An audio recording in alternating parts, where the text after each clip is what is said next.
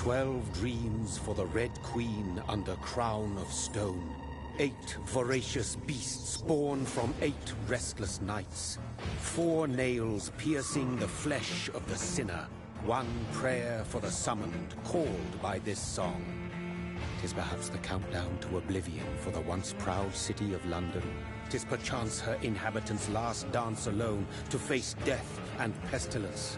Confronted by the eerie and unknown, mortals became desperate for answers. A flock's flight makes for an omen, the falling of a star a dire presage. Turning to priests for interpretation when there was no reason to be found. When religion failed, men turned to science. I saw them build such vain cities, crafting machines made for endless war. New questions flourished as old answers withered. What is darkness but lurking sun? What is wall but enslaved stone? What is glass but tortured sand? What is song but a call to arms?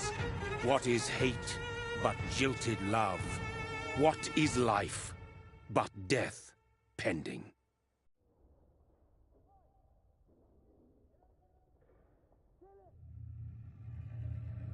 Death. Since the apple was plucked from the sacred tree, mortality was believed to be God's punishment. A righteous snare to keep mankind from ascending to the stars. They were all so wrong. Death is not a wicked thing, nor some holy retribution. A true punishment would be to never know its sweet kiss. Awaken from the harshness and be born once more.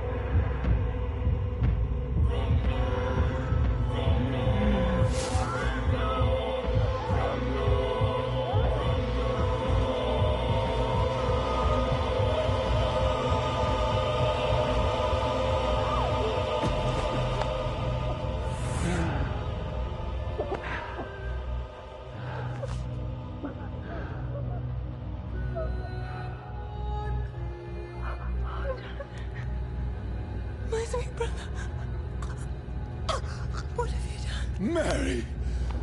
Oh, no! Mary!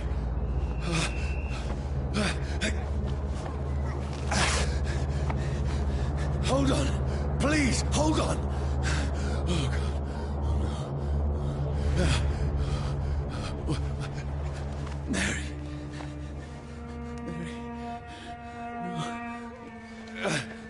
Mary! No! No! This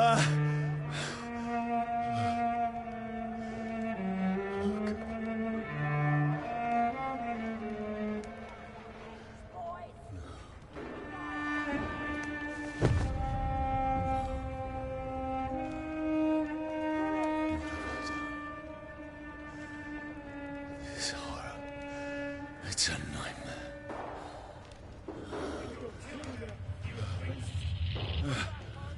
No! Please, a moment, let me explain!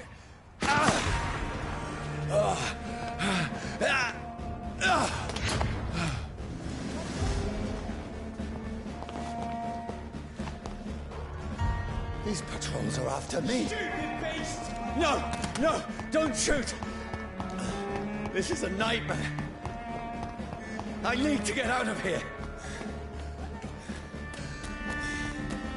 This can't be happening. Over there! There's one of them! No! Please! Stop! I mean you no harm. Pin it down! What's going on? Oh, Mary. What have I done? What's all this about? Has it fled? Shit! Now, I can defend myself. Kill that thing! Who are you? Stay back! Sorry, but you left me no choice.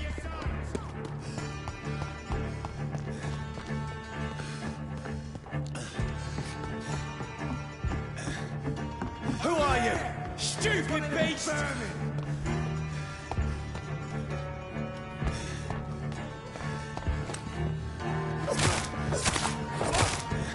Sorry.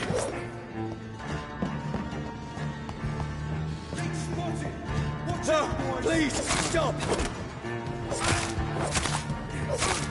Who are you?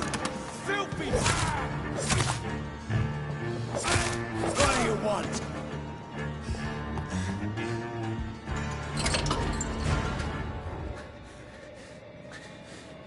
I mean you no harm. I need help. Die, you fucking leech! Please, listen to me. I can't make any sense of this. Shut up, beast! Who are you? What is this all about? What in God's... I'll do the rest of the job. Just leave me.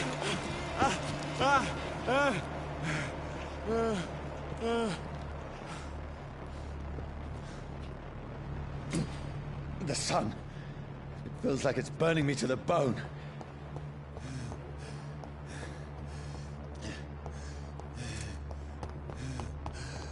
I need to find somewhere to hide. Over there! Right now! There's one of them! Let me go!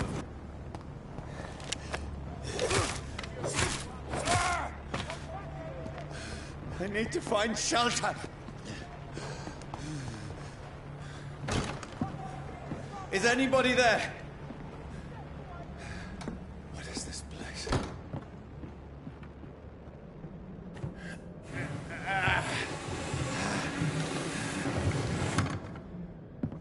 The place seems abandoned.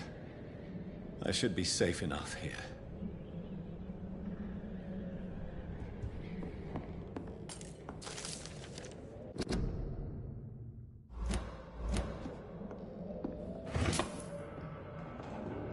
I can almost feel the sun's rays like a physical weight pressing against the wood.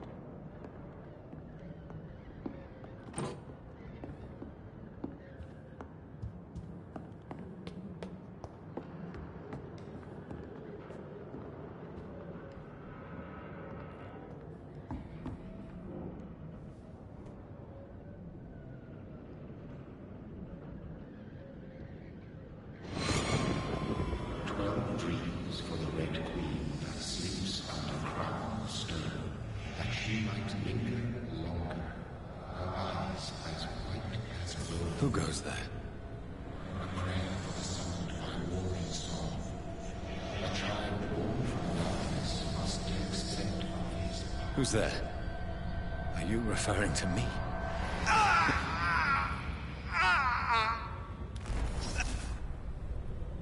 No! No! I still have so much to accomplish.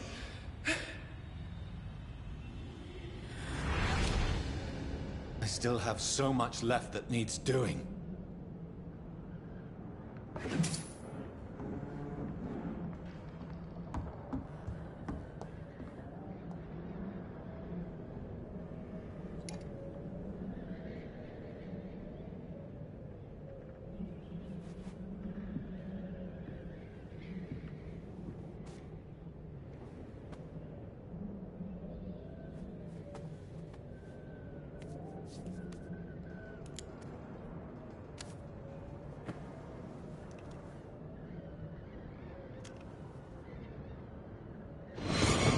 Johnny, this one's lost.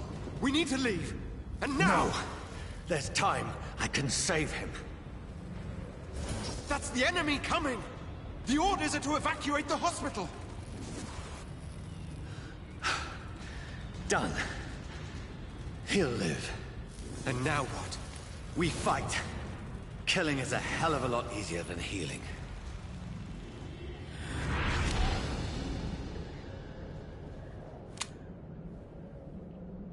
No, it never got easy.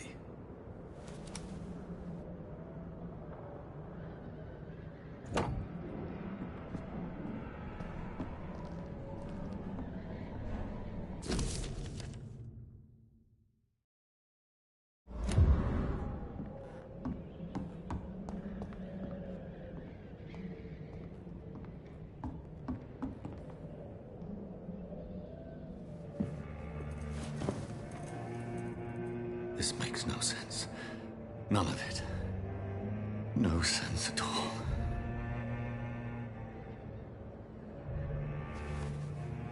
It's a nightmare. That's it.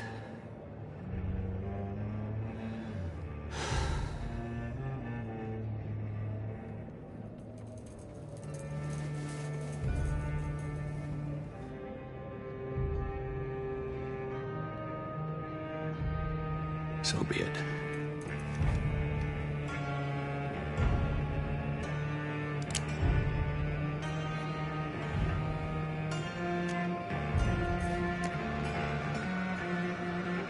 Rational thinking only.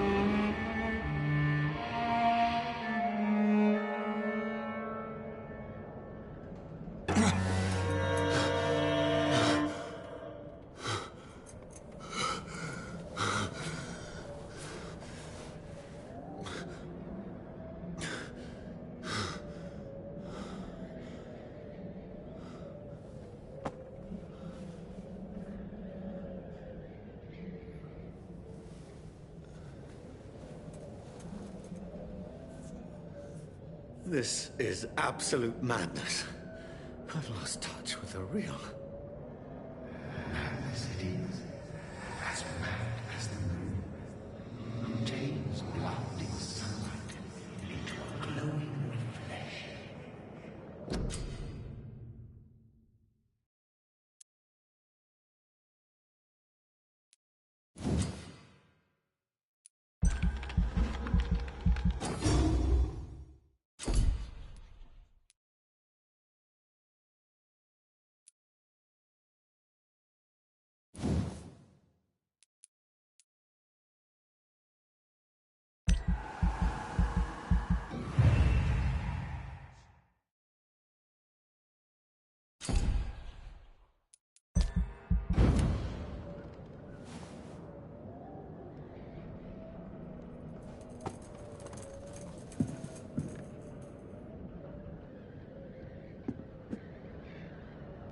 Voice in my head. If I'm not mad, then it must belong to the one who made me what I am. I must find him to understand what I have become. It These people want me dead. I need to leave now. Here's the leech. Here! Come back, you!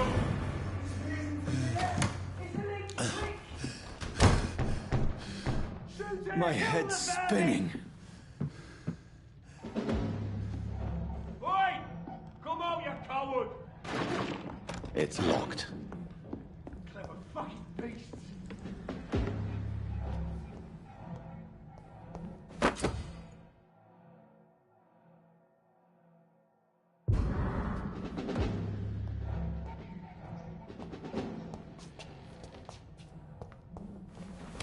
I'm still in Southwark. I must reach the West End. Over there! Go back home. Vermin! Die, vermin!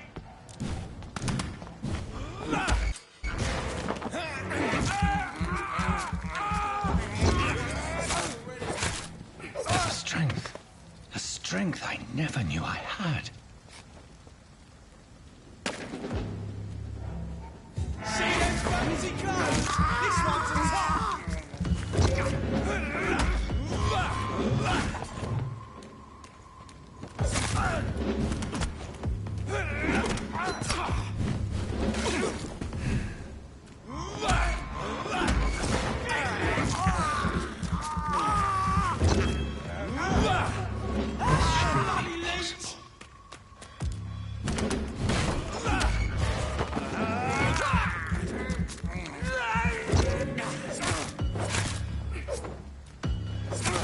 Every sinew, every fiber of my being is afire.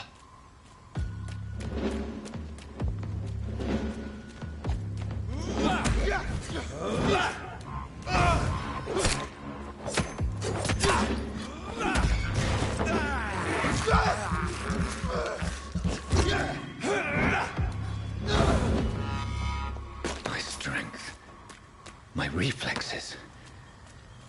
I'm not human anymore.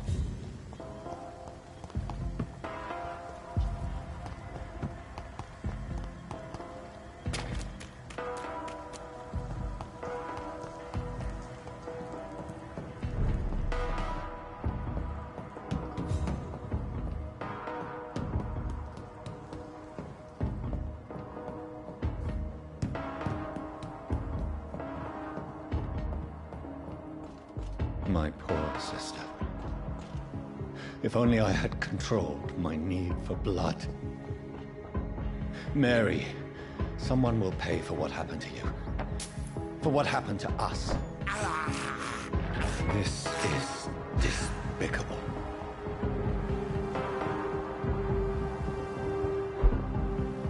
The dizziness from the jump.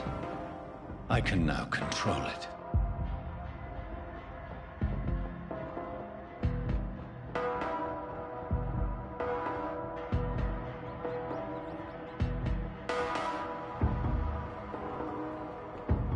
What will London have to say to me?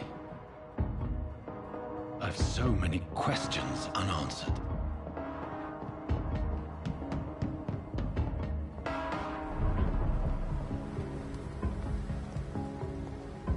Another corpse. Have the very streets of London become a mausoleum?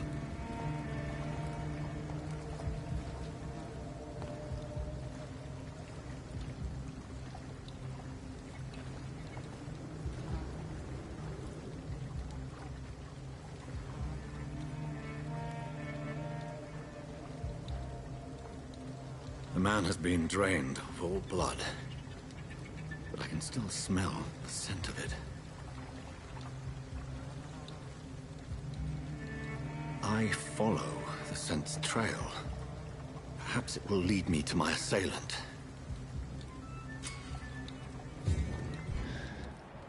Fresh blood. The smell is so strong.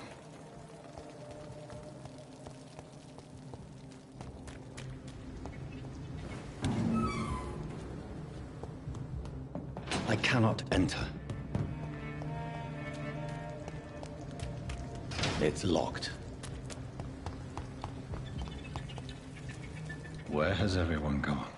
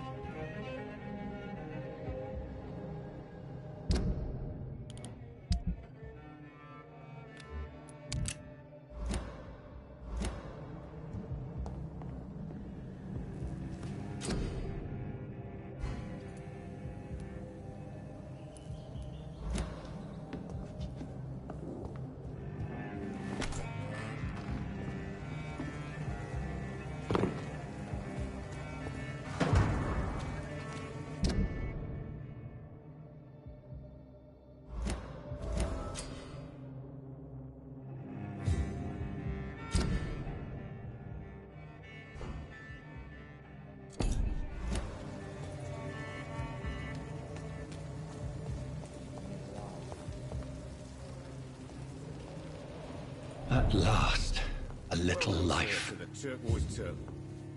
Good evening, sir. I wondered if I could ask for your help. Wow, you look like you need a drink. Yes. I apologize for my outfit. It's been a long night. Been there, seen that. Don't worry, things can only get worse. Has anybody entered the bar recently? Can't say. Sorry. I spent the night making love to that gorgeous bottle, see? This is important, sir. Are you sure no one has come in here in the last few hours? I don't know and I don't care. This is a free country. People still have the right to come and go, don't they? What's going on around here? It's like everybody is hiding. You must be new here. Have you not heard about the murders? Everybody fears the return of the sewer dog. Who is this sewer dog? It's the local bogeyman. Convenient answer for every crime that happened for decades. You murdered someone, blame the sewer dog, eh? You make it sound like it's a fairy tale.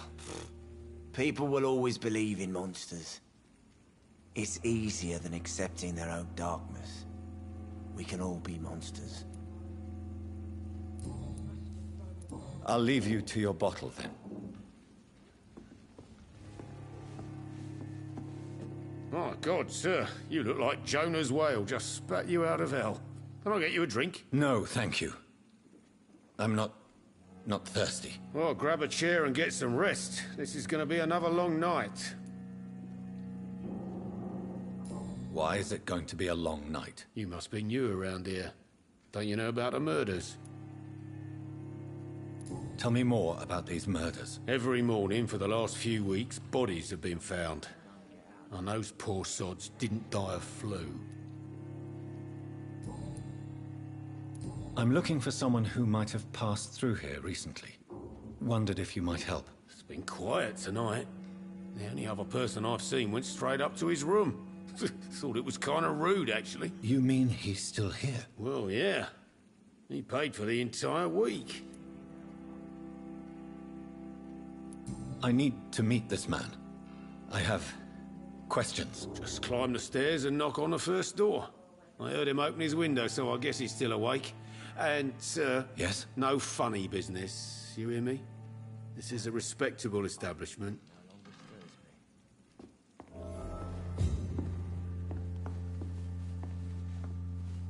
Hello, sir. Are you all right? Is there any way I can help you? I don't know. Maybe you could just talk to me. Maybe you prefer to speak with Tom, then. He's more agreeable talking to strangers. I just want to talk. I didn't mean to scare you. I'm not afraid, sir. It's just I've other customers to take care of. I only see... Oh. Oh, yeah.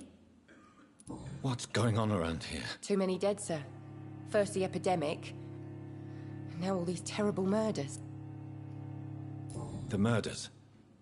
What can you say about them? Bodies found in the streets every morning. Drained of blood. It's just horrible. Some say the sewer dog is back. The sewer dog? What's that? No one knows. People have always disappeared around these parts. The ancients say it's the sewer dog coming out to feed. But now he's killing in the streets. What have you heard about the epidemic? There's a Spanish flu. Yeah, Are the authorities doing anything? nothing. What is this place? This is Tom's bar. Are you always open? No, it's only since the epidemic started. You don't seem... Most people are sleeping right now. And those that are awake tend to avoid going out. I'll leave then.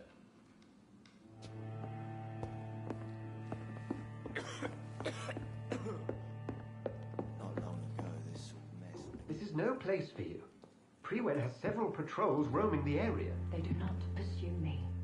but they're looking for vampires, and they're most efficient. They'll not relent until the killer has been identified.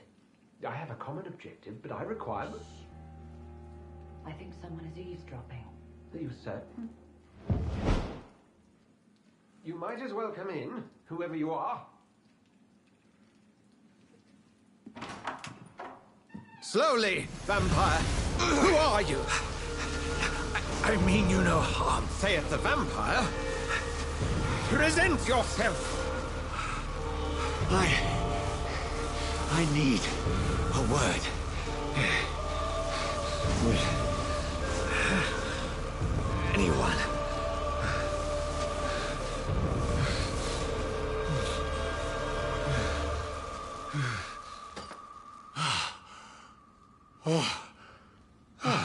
Well, that's something I can do for you.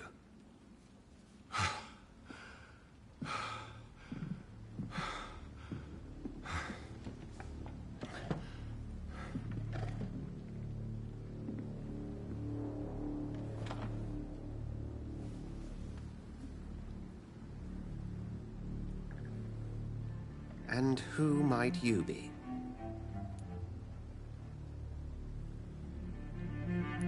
I'm not sure that I know anymore. Might I at least learn the reason of your presence? That's none of your concern. Sir, you have entered my room in the middle of the night, pale as a corpse and shaking like a tree. So please, indulge me. Someone is molesting people. In fact, killing them. Biting them. The calling card of a vampire.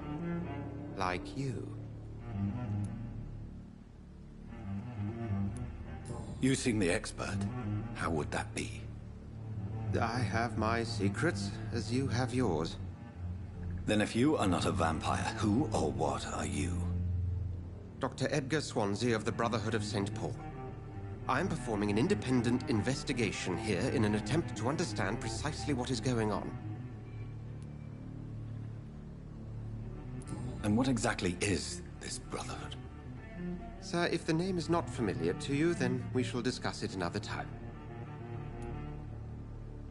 What have you uncovered concerning the murders? It started a few nights ago. Rumors of violent murders. The docks have always been, shall we say, somewhat unsavory. But this is different. How different? A vampire is at work here. Famished. Reckless. It must be brought to ground, and quickly. I heard another voice, that of a woman. Who were you talking to? Ridiculous. I've no idea what you're talking about. Something tells me not to trust you. Then the feeling is mutual. Then help me find the culprit. I may. If you'll first tell me why you opened this door. I followed a trail. The scent of blood from a recent victim. It led me here. You thought I was your aggressor. That explains a great deal. We are both chasing the same shadow. Perhaps. This is all new to me. I'm not even certain what I'm looking for. You should let me handle this affair. You've no idea what you're up against. No. I will find the monster. He is mine. How will you do any better than I? But then let me ask you this. What are your intentions if you find the killer? I will at last have the answers to my questions. Then I can only wish you good hunting. And pray we shall meet again.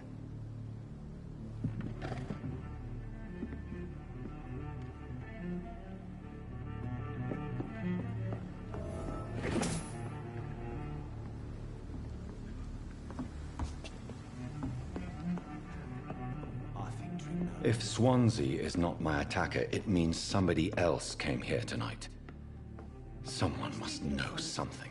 I've never even been to India. Evening, sir. Can I help you? I have a few questions. I spoke to Dr. Swansea. He's not the man I'm looking for. Now, I want the truth. The truth? What do you mean? I suspect that someone else was here tonight. And I don't think Tom wants to tell me about it. I'm just the barmaid here, okay? If Tom says you're the only visitor we had, then you're the only visitor we had. I can feel your fear, madam. Please, tell me what's going on. It's Will. William Bishop. He came in here earlier tonight and he... Well, I thought he was going to clock someone. Tell me about this William Bishop. Will was a sailor who worked at the cannon factory before he lost that job. A nice bloke, really. He's never been violent. Until tonight. Why keep it a secret? Why not tell me about it? Tom's nothing if not loyal. After Will lost his job, he offered him one ear. They used to be good mates. But recently, well... Will started to get very aggressive. I see. Thank you for your candor. I'll be sure to talk to Tom.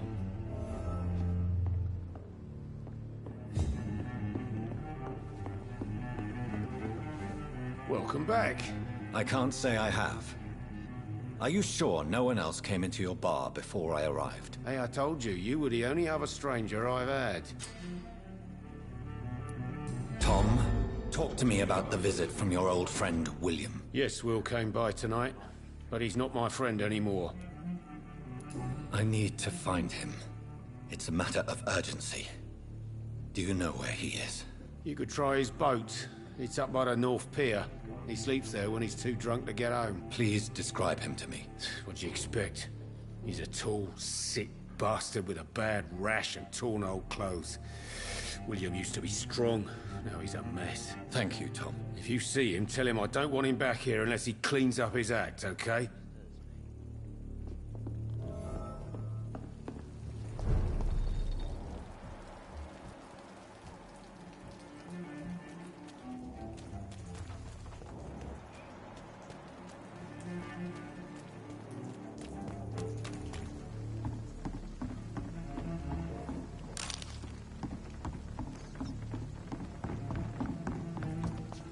According to the blood patterns, that's where the victim was attacked. So that must be the killer's trail.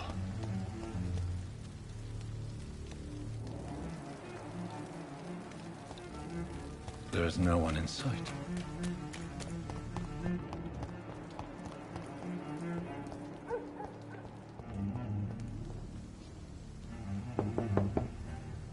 There's nobody here.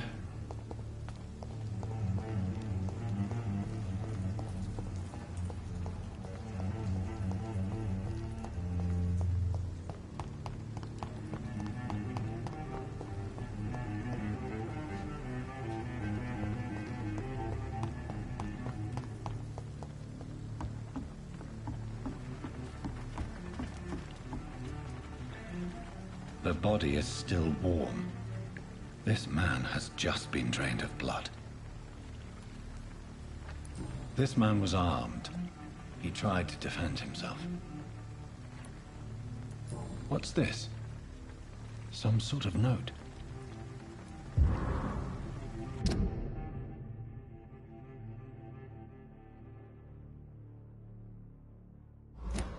These men, they're a company of professional vampire hunters. This corpse has been dried of its blood, just like the previous victim. Blood and empty gin bottles. This Bishop fellow is something of a heavy drinker. There are blood splats on the other side of the canal. I must reach that barge.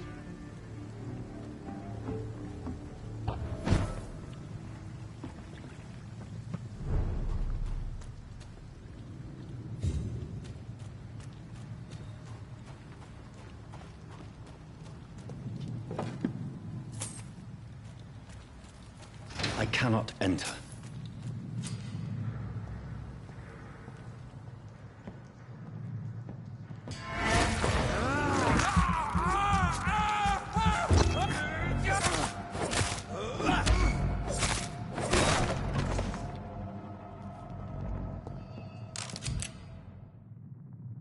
Ammunition crate. Good. I may need a lot of bullets. I feel like I'm back on the front line again.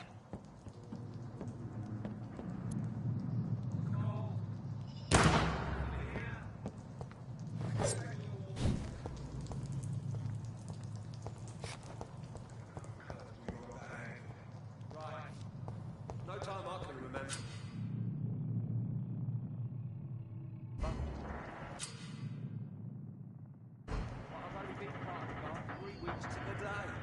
All the more reason to shut it, Mr. Billy. If the man says a bloodsucker's dug in here, you've but one. Still my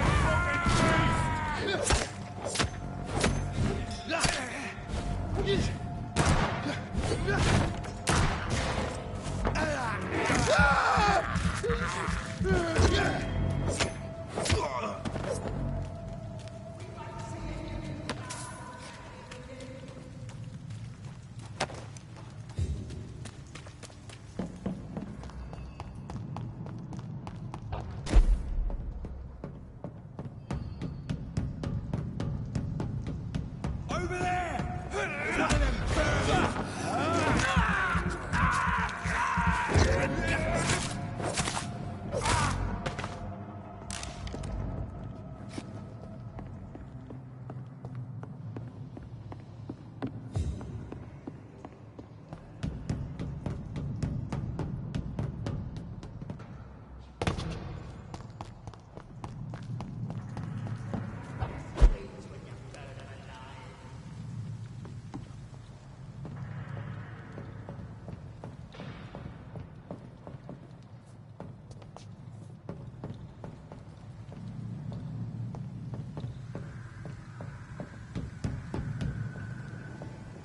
Over there!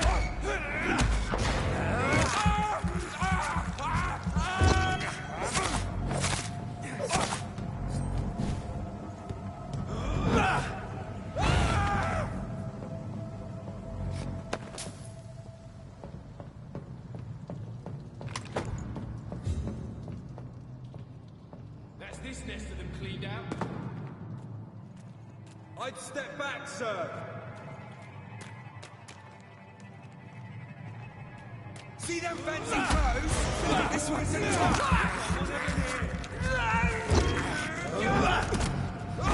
Christ! He's dead! Let's see how it likes a bit of fire.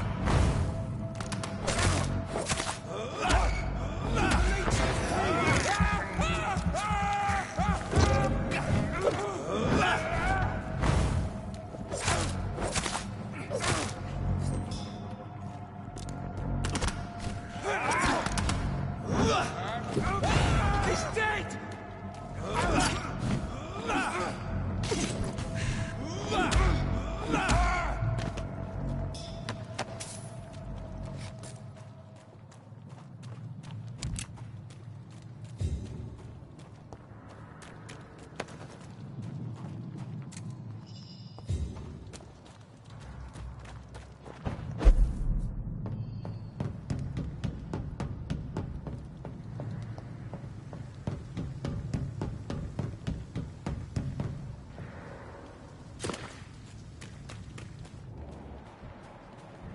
It's locked, all right.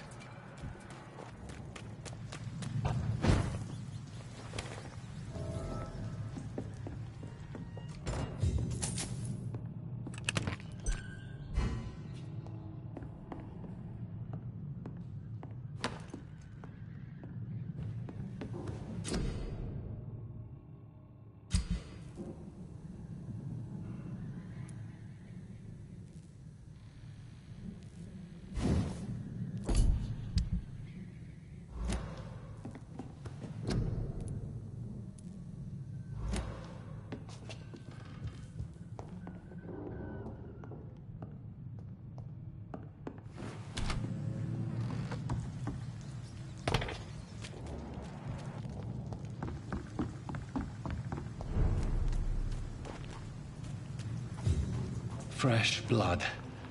The whole building reeks of it. The scent is so strong it makes me dizzy. I'll not betray your trust.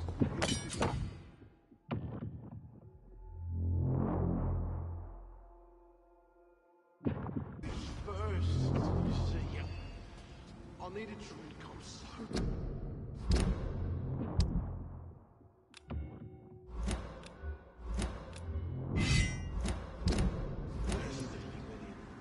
As one we shall overcome this.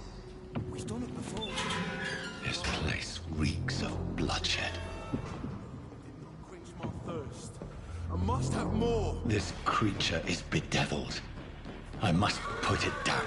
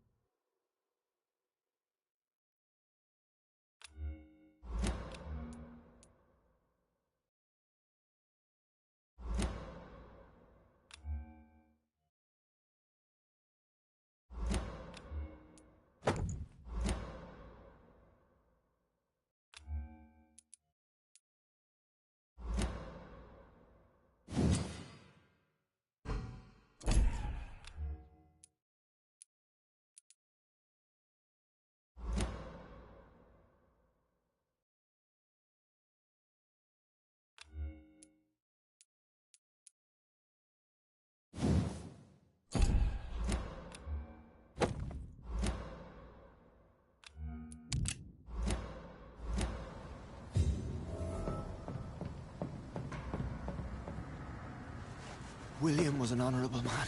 I could have saved him. Mr. Hampton, are you in there? I knew him well, another lost soul, a kindred spirit. Sir, listen to the sound of my voice. I'm a doctor. You're suffering from shock. I must return to my flock. They'll stray without me.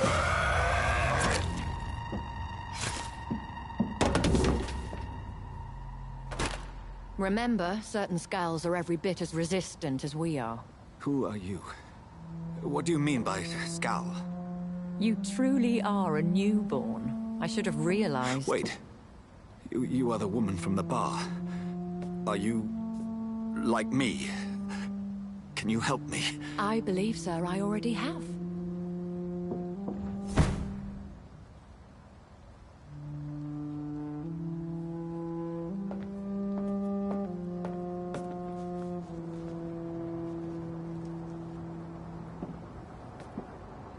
By George and the Saints, you've solved the mystery of these terrible murders. Patience, good fellows, I've come to offer help. Just give me a moment to secure my boat. We can leave this awful place. William was not the evil man they claimed. He was just taken by the thirst. He needed this drink. This man requires medical attention. We'll see he gets to the nearest hospital. No, please, I must tend to my fold. My flock needs me. There, sir. Go with the good Dr. Swansea. He's resourceful, and I'm sure he'll take good care of you. You'd best come as well. The sun is soon to rise, and you'll need a place to rest. I just need a moment. If I can learn something about what has happened to William, I'll be a step closer to understanding what happened to me.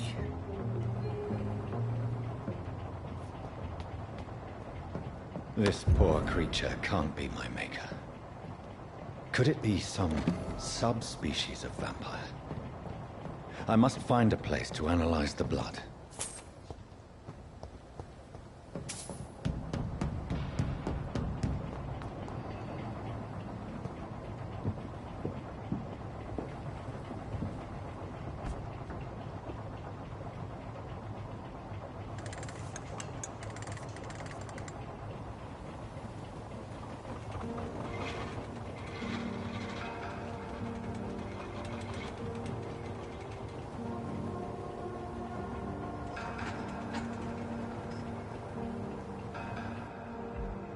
Where are we headed? We're on our way to the Pembroke Hospital. It's just across the canal. They'll have a bed for poor Mr. Hampton. William was...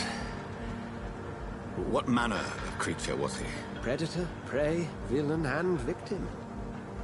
Who can say? The important thing is that he's been stopped. Duly noted. And the woman? What... who is she?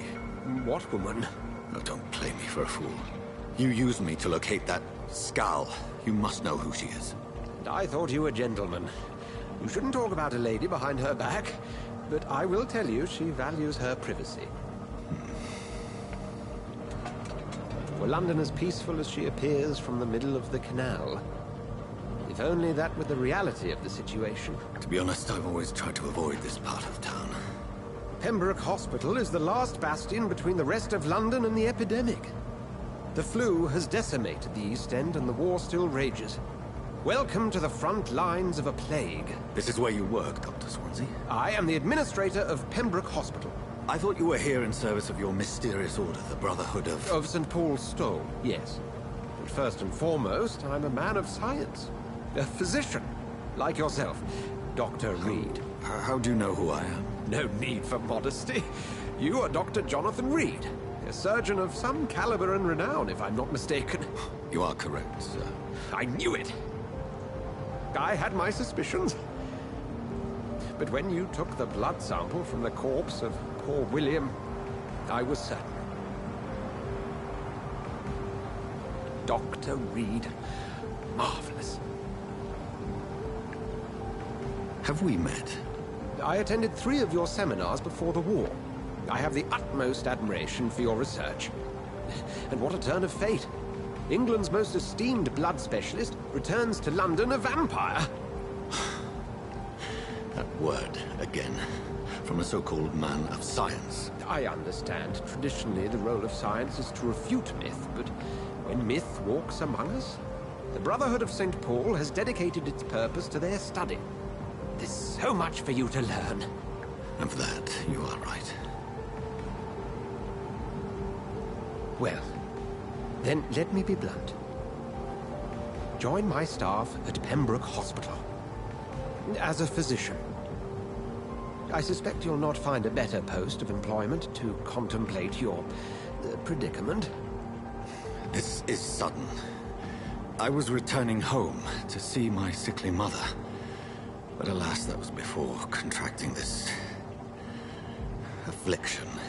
Dr. Reed, take a moment to consider. The post would be for the night shift, providing a good explanation for your absence during daylight hours. You'll be adequately reimbursed, and have a place to hide. I even had the forethought to bring some clean clothes. So, what do you say? It seems I have little choice, but yours is a generous offer, so I thank you. Brilliant! Oh, Jonathan, this is one for the book, and the beginning of a beautiful friendship.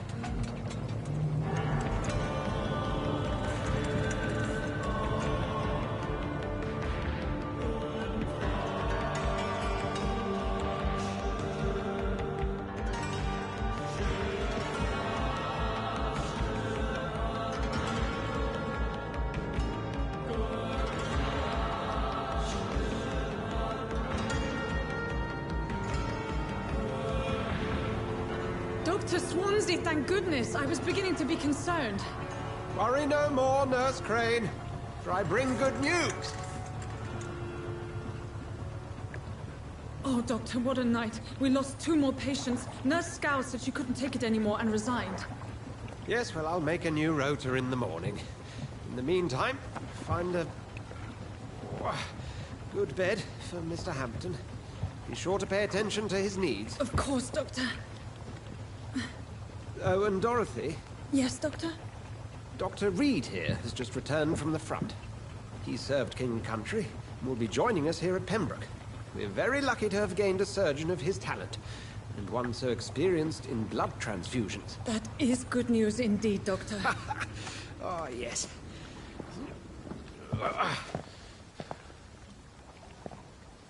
Here at Pembroke, it's not what we have, but what we haven't. It's only thanks to Nurse Crane and the staff that our ship is in sync. If you have any questions, just ask her. Duly noted. Thank you. Your assistance is required, Dr. Swansea, immediately. Welcome aboard, Jonathan. We'll catch up after my rounds. Coming, Nurse Crane. I'm coming.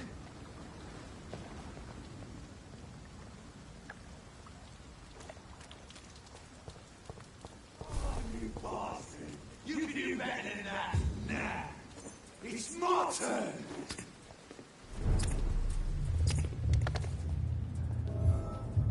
Rotten autocracy. Each heart contains the seed of life. Drink at this river. Dry it all.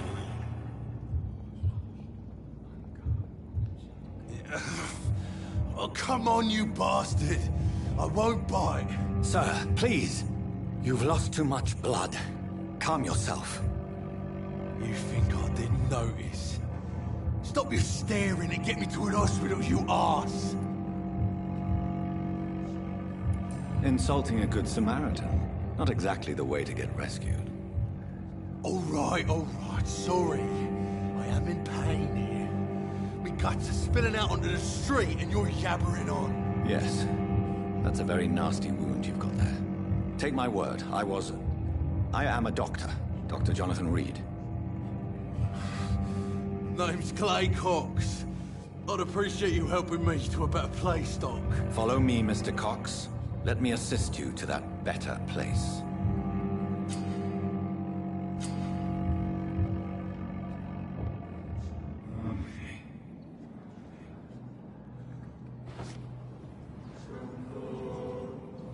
Bring this fading light into the shadows. Dance with him the dance of life and death.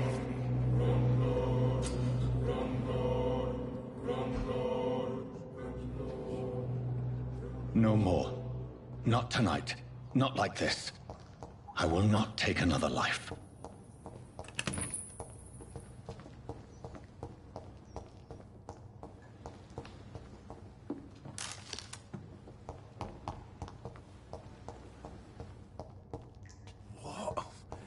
What happened? It is wise for the huntsman to sometimes let his prey go. But no famished hunter can run for long.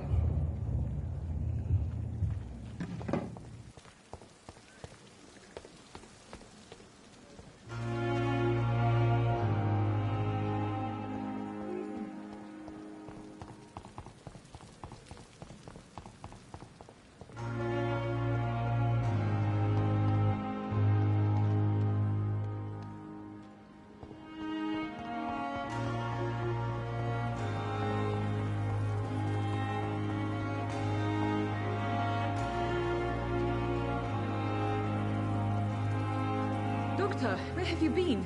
I've little time to play hide-and-seek with new staff members, no matter how illustrious they may be.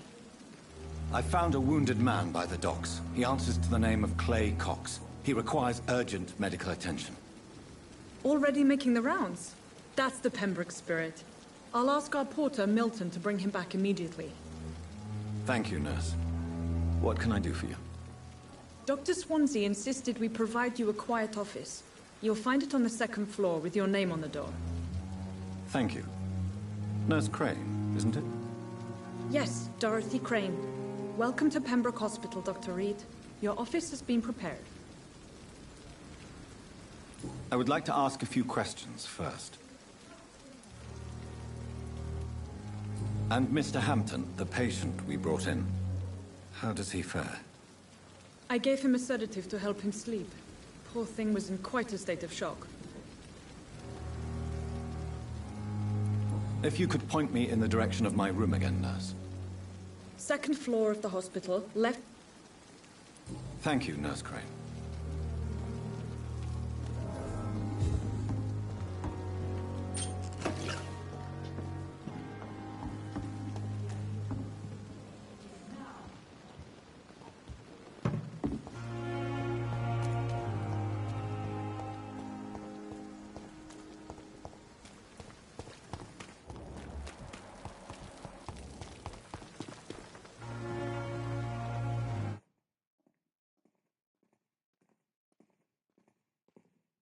We have no effective treatment for this influenza.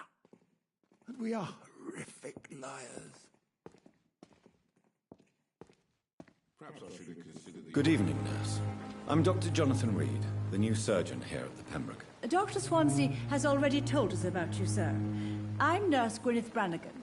Welcome to the Pembroke Hospital. Did he really? It's a good thing I wasn't hoping to keep a low profile. All members of staff have already read about your new blood transfusion technique. Dr. Swansea made sure of that. I see. Well, I'm a little surprised, but I suppose I'll just have to deal with this unexpected notoriety. You must know, blood transfusions are Dr. Swansea's primary subject of research. He is convinced it is the future. How are things here? Not good, to say the least. We're struggling against an invisible enemy, more lethal than any bullet from a gun. It's hard, Doctor. An invisible enemy? Quite a poetic term for a disease, especially from a nurse. Sorry, Doctor. These last few weeks have been exhausting. We could all do with a good night's sleep.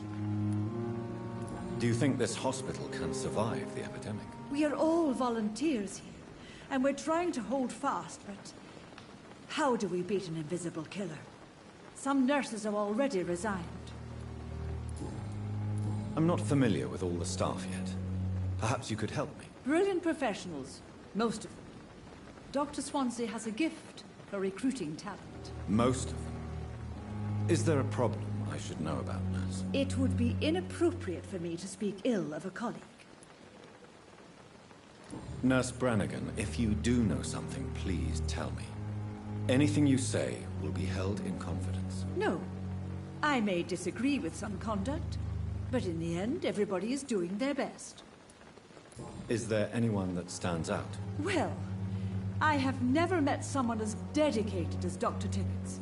He should be a standard for us all here. If only he were younger.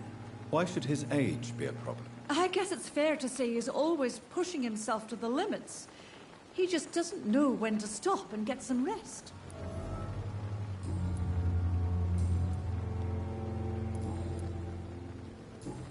Goodbye, nurse. Call me if you need assistance.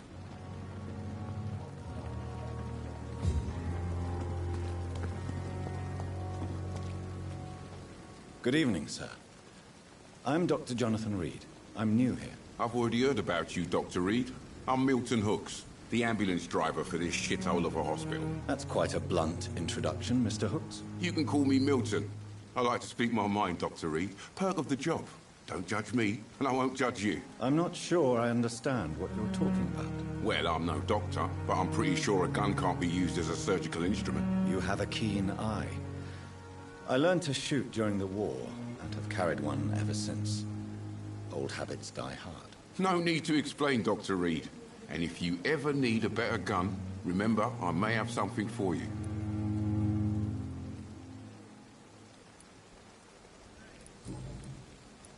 How is the situation around here? You want to hear the situation is all right? It's fucking awful. We lack everything, and it's getting worse every day. So what do you do exactly in this hospital? Apart from smuggling guns, I mean. I've been an ambulance driver since... too long, I guess. I bring sick people here night and day. It's a dirty job, but I get it done. Most of the time. Since you're on the front line, how is the sanitary situation in this vicinity? It's a complete disaster. It's even getting dangerous to enter some streets or buildings. Even the locals attack you. It sounds like things have been a bit rough recently. What's happened? Yesterday I got attacked by the patient I was bringing in. I escaped through the hospital's garden, but I lost my wallet when I was running. You left an infected patient outside the hospital? That's incredibly dangerous. Go there yourself if you want, but be careful, Doctor. I'd rather not bring your dead body back. Are you really smuggling weapons through the hospital? And why not? I've already been attacked by patients, you know. And by gang members willing to steal my money. But you're not defending yourself. You're selling guns to civilians. You keep people alive your own way, Doctor. I offer them another way to protect their health.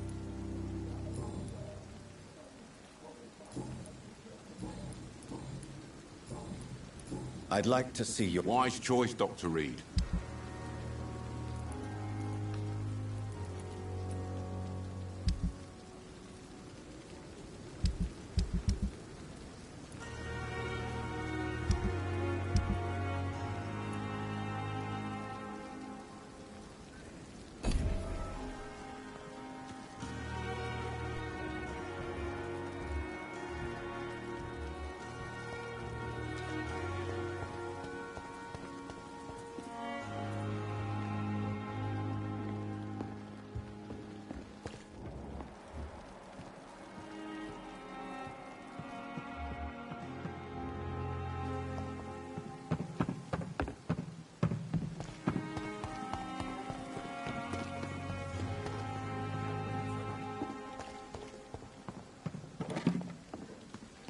Dr. Swansea is right.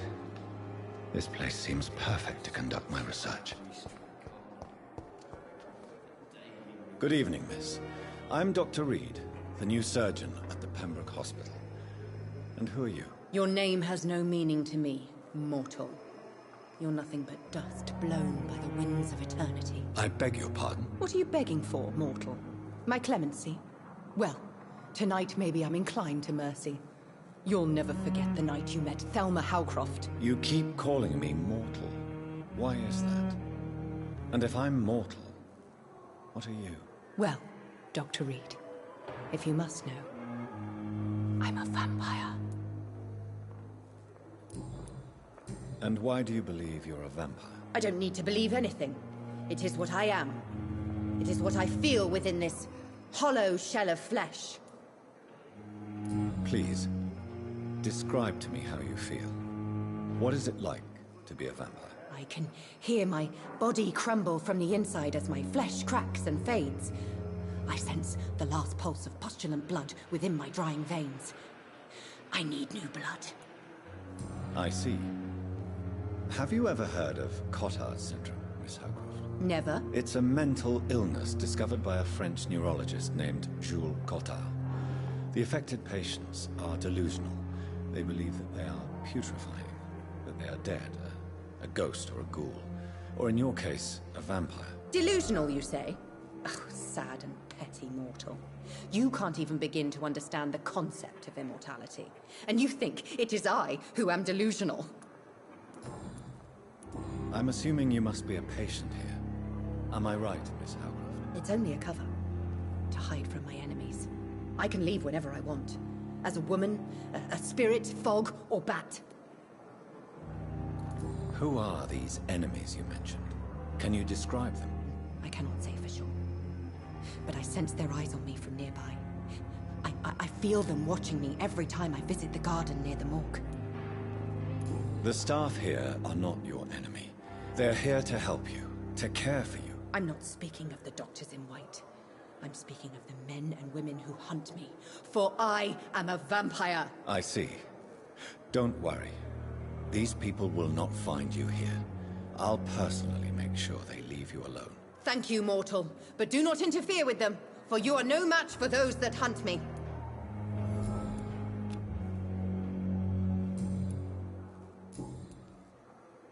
Who are you really, Miss Howcroft?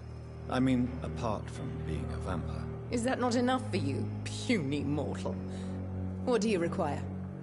Proof of my powers? I'm curious to know who you were before becoming a vampire. It was such a long time ago, I don't remember. Centuries of unholy life can have strange effects on one's minds, you see? I'll leave you, Mistress of the Dark, to your nocturnal activities.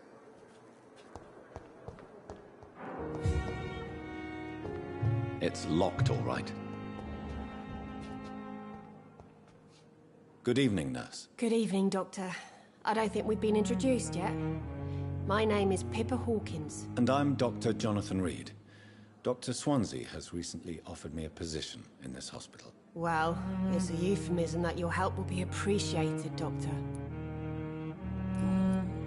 How would you describe the situation at the Pembroke Hospital? It's serious. The flu is wreaking havoc amongst the staff and patients. We are running out of everything. You must get a hold of yourself, nurse. Sorry, I'm exhausted. No one has any idea when this epidemic will be over. Nurse Hawkins, the Spanish flu won't last forever. Even the Black Plague didn't kill everyone. I wish I could believe you. But what if this epidemic was worse? What if in the end, nobody was spared? How long have you been a nurse? Well, long enough to see that the epidemic is winning. And no matter how qualified you are, don't tell me you'll change that.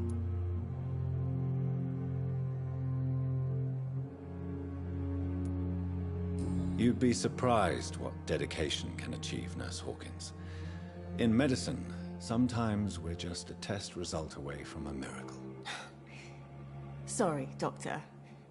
I don't want to sound bitter, but I'm just too tired to give a pep talk like Nurse Brannigan. How is the Pembroke staff coping with the epidemic? Well, not well. Milton, the ambulance driver, is even more grumpy than usual, especially concerning doctors. Why is Milton grumpy on a daily basis? Is it just an act? Milton's not the kind of man who's bothered about a bad reputation, whether he deserved it or not. Why does Milton dislike doctors? I don't know. Just ask him. But be warned, Milton is not the chatty type.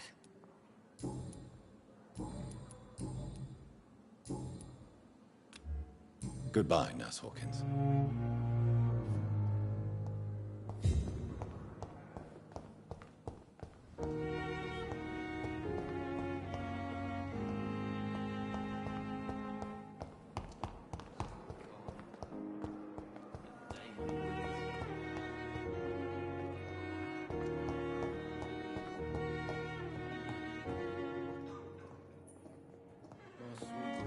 Good evening, Doctor. I believe we're going to be working together. Dr. Reed. Dr. Swansea informed us of your arrival, but I could not dare to believe we'd have such good fortune. Such an honor, sir. Thank you. And you are? I am Thoreau Strickland, Dr. Thoreau Strickland. I'm a great admirer of your work, Dr. Reed. Please, could you tell me something about yourself? I'm a great admirer of your work concerning blood transfusion, Dr. Reed. I run my own experiments. I'm convinced it's the future. What made you choose to be a doctor? I'm not ashamed to admit you and your work have inspired me. I am honored to have the opportunity to work by your side. It's always a pleasure to share scientific and medical knowledge with someone eager to learn. I'll be glad to help you if I can. This epidemic may be the century's most terrible disaster, but I'm convinced that we, as doctors, are the only ones able to defeat it. I based my technique on my mentor's research. He helped me perfect my method. What is yours? I'd rather not talk about it. For now, it's just theories and first approach. My process is purely experimental and unsuccessful. As long as you're cautious and methodical, you may remain empty-handed, but you won't fail. You're not the first one to warn me, but I am convinced knowledge is the main weapon against the ravages of this epidemic. What can you tell me about the Pembroke? Well, it has always been an honor to work with Dr. Swansea. But with your arrival, I can't think of a better opportunity to learn about blood transfusion. You seem quite optimistic. It's a rare and precious attitude in these difficult times. I'm convinced that this epidemic is a test of endurance and dedication for us men of science. Questions remain about our capacity to resolve the situation. True. Last summer, during the first wave of the epidemic, I used to joke with Milton about the extra work. We're not smiling now. Do you need help with anything in particular? Well, yes, maybe. I'm waiting for a batch of products I ordered for my personal research, yet my supplier seems to have vanished. Do you want me to play the errand boy for you? Oh no, Dr. Reed. But if you went personally to his shop, what with your reputation and all, he wouldn't dare to refuse the products I need. I see. Well, give me the address, for I may pass by if I have time.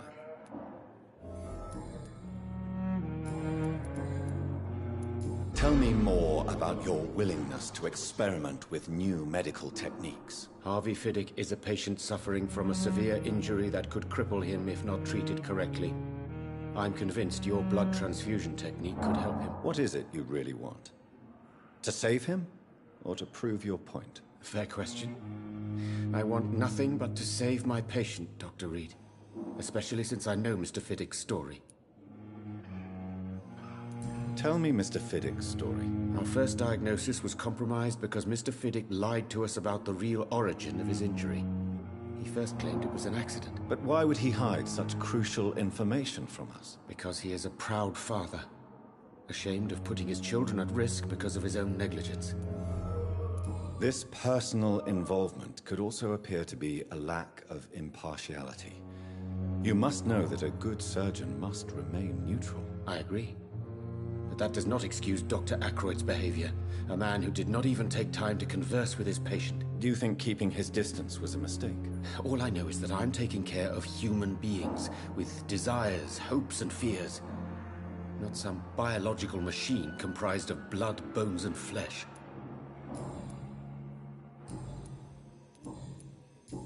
Goodbye, Dr. Strickland.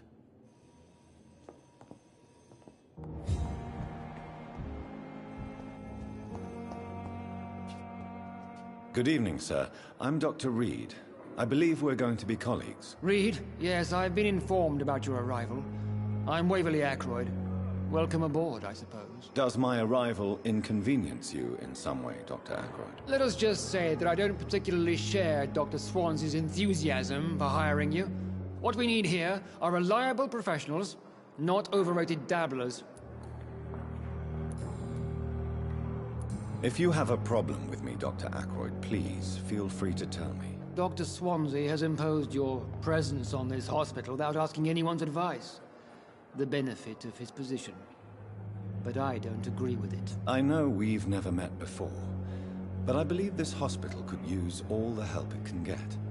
You will agree with that, I'm sure. Oh, but I have heard about you, Dr. Reed. Of course, you can't say the same about me, since I have not wasted my time courting the press. Aren't you too old for such jealousy? It really won't do you any good, you know. Don't be ridiculous, Dr. Reed.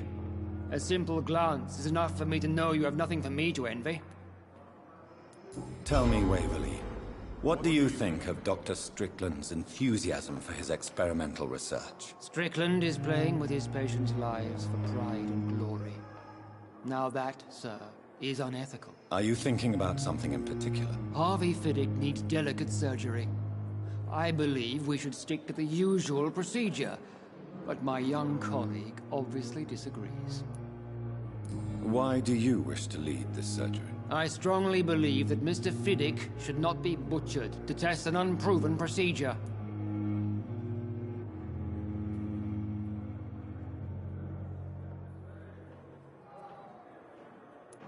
If you are going to lead this surgery, I'm trusting you to assume the consequences of your actions, whatever the result. I'm not the kind of man who runs away from his responsibilities, Dr. Reed. There is no need for you to be looking over my shoulder. And are you not afraid that your rivalry with Strickland may be blinding you? Rivalry? I guess you could call it that. But I will never be childish enough to let my personal feelings affect my judgment. Since your tenure in this hospital is longer than mine, perhaps you can tell me more about this place. Let's just say I'm tired of the carelessness around me. I have always respected the skills of Dr. Swansea, but over time, his enthusiasm has become displaced. Carelessness? Exactly what are you talking about? We're here to save lives. The people who trust us are not volunteering for experimentation. They're here to be healed. I don't intend to run any radical experiments, Doctor. Even if I, as any good practitioner should, express an interest in pushing the boundaries of medical research. Modern medical methods were created through audacity and ego. But there are rules in our line of work, and they're here to protect our patients.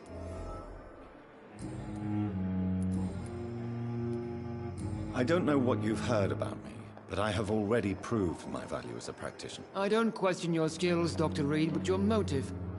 Is it money, fame, or are you truly dedicated? And what exactly is that supposed to mean? I served in the war just like you. But unlike you, I did not use the wounded to play the modern sorcerer. Be careful what you insinuate, Dr. Ackroyd. I only want you to admit you used those men to improve your theories.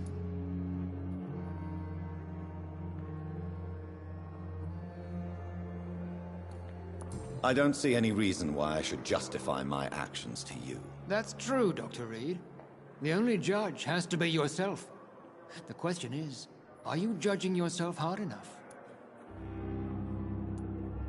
It seems you have bad memories of your military service. I refuse to see this industrial slaughter as scientific progress. War only reveals the worst in men. We can at least agree on something, Dr. Ackroyd.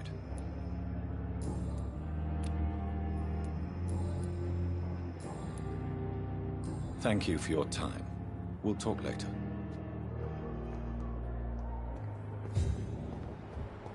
Time has lost its effect on me. The pain. But the suffering continues.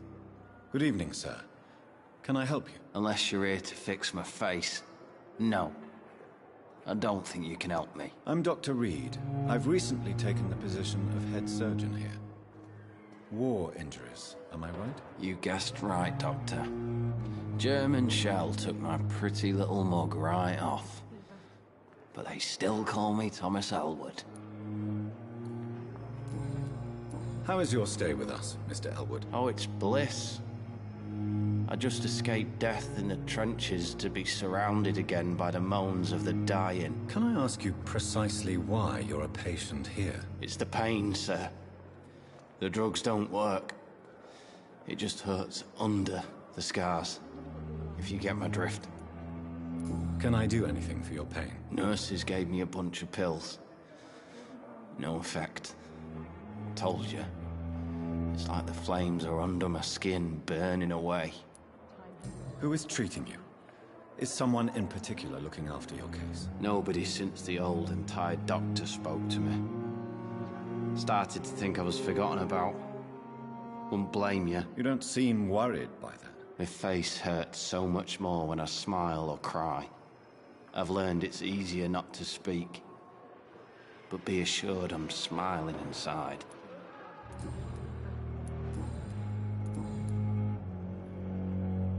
How close are you to Miss Horcroft? Are you aware that she thinks she is a vampire? To wait for her next nibble is the best reason to stay here. Every time she approaches my bed, she treats me like something tasty. A normal person. Aren't you afraid? She may hurt you if the game goes too far. She's quite harmless, I can assure you. Her head's broken inside is all. While I'm busted on the outside. But she's still beautiful. Living proof that there's hope for me. So do you let her bite you?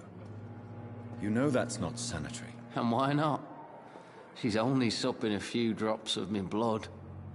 And the pain, it's real for once. She could decide to bite less willing patients. Then it's another good reason for me to stay here, Doctor. You do realize she's mentally disturbed. It's called the Cotard syndrome. She truly believes she's a vampire. In her madness, she never refers to my scars. And frankly, if I could, I'd join her world. It seems much more fun than the real one. Where were you stationed, sir? Did you serve for long? I really don't want to talk about all this shit. No offense. I was pushing too much. I served in France myself. I just wanted to know what happened to you. You were an officer, weren't you? Then I doubt we fought the same war, sir. No offense. Goodbye for now, Mr. Elwood. Fear and disgust on every street corner. The daily routine. Good evening, Mr. Hampton. How do you feel? Dr. Reed, is it? Oh, sir, I must apologize for my behavior. What do you mean? I was not myself in the factory. Fear and exhaustion made me say awful things to you, I'm afraid. You remained perfectly nice and polite. A little delirious, perhaps. But who wouldn't be after enduring an abduction? Thank you, Doctor. That's a relief. Now all I need to do is rest and return to my flock. How did you end up in William Bishop's den? I had received alarming news about his recent behavior. I went to his place and he refused to let me go. Why did he abduct you? William was an alcoholic. His addiction suddenly changed to blood. I don't know why. Just like a patient I met here. This Miss Hawcroft. You dared to enter this awful place alone. You're a hero, Mr. Hampton. Or a fool. I'm just a man trying to help his friends, Dr. Reed. William Bishop was a conflicted soul, searching for light. Do you know Tom Watts? The bartender from the Turtle. I met him before I found you in the canning factory. Tom? Yes, of course. Always the helping hand, good old Tom. Without men like him, corruption and despair would have wiped out the East End long ago. People are still in despair. How could it be otherwise? The authorities have left us all to rot in this contagious nightmare. No drugs, no advice, nothing. It's a damn shame. Who should I avoid in this part of town, then? Any particularly evil figures? Not really. Most men and women are just doing their best. And it's not my habit to speak ill of people I know, Doctor.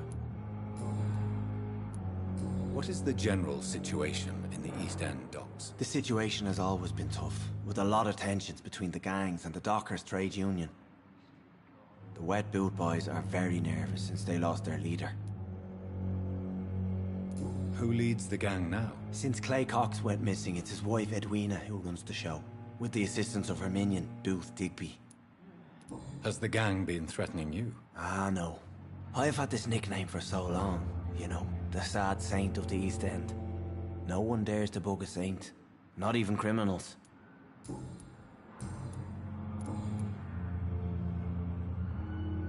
Have you made friends since you arrived? Not really, but I recognize Miss Harriet Jones. I knew her when she lived by the docks. That poor woman had such a miserable life. You never came to see her here at Pembroke. Receiving visits when sick can be an important part of the healing process, you know. We're not just bodies. You're preaching to the converted now, Doctor. To be truly honest, I thought she was dead. She left the docks many months ago. Goodbye, Mr. Hampton. We'll talk again later.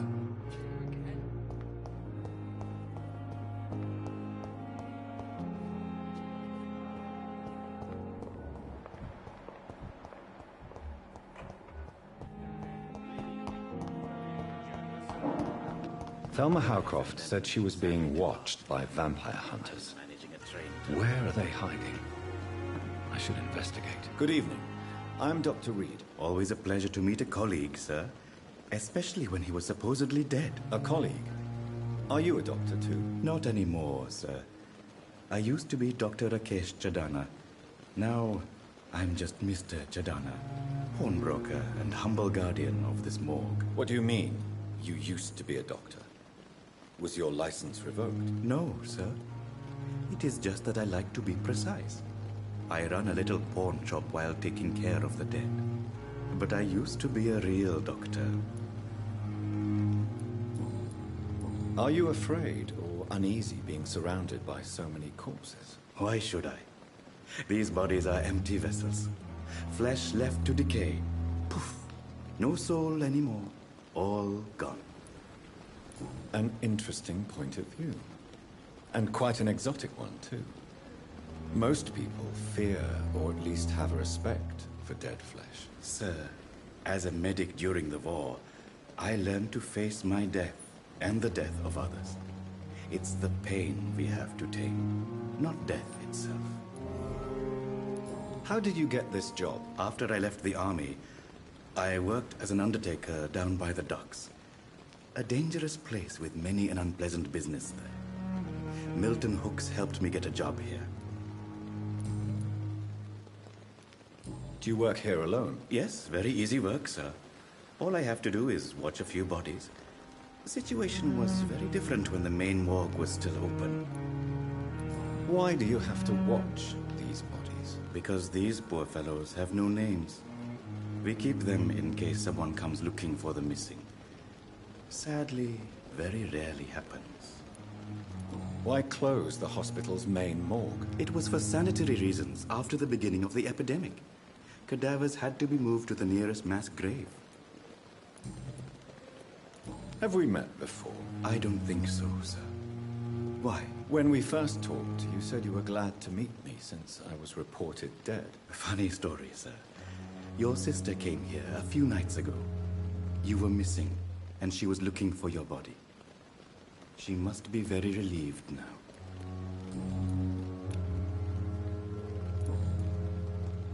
A pawnbroker? I expect you get all types of people here. Yes, sir. All kind of people. For I sell all kind of goods. Who comes here to trade with you? It's very unhygienic, even unsafe. Diseases can spread. For the customers, for the hospital. I'm very cautious, sir. I've been a doctor, remember? And all my clients are good people. In fact, I think I only know good people. What kind of goods? With the quarantine, it's not always easy to buy things. So I trade, I exchange. Some people sell, some others buy. I like to help. Since you're not afraid of dying, do you believe in life after death, Rakesh? No. I believe we must do all the good we can while alive. For our time is short, and the obstacles are endless. Do you think you would enjoy immortality as a concept? I don't think so. Don't mistake me. I love life, and I'd like to live a long life. But everything has to decay, sir. Even goodwill. Do you really believe goodwill cannot last? As I said, sir, everything decays. If I was to never die, goodness, I would be bored or worse. And I like to be helpful, sir. Quite depressing, wouldn't you say? Yes, but the good news is, we'll all die before losing our humanity, sir. So you're ready to die? No, I'm not. I don't fear death, for I won't see it. What troubles me is the pain my death will inflict to those I know. You're a wise man, Mr. Chidana. No, Dr. Reed. I am a foolish man. But I like to think otherwise.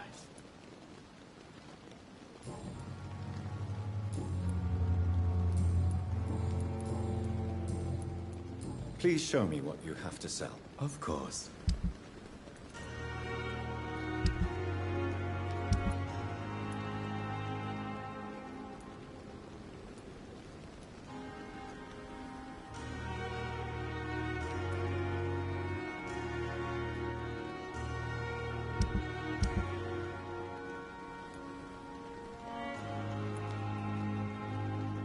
Tomorrow, more bodies will arrive and then sadly depart.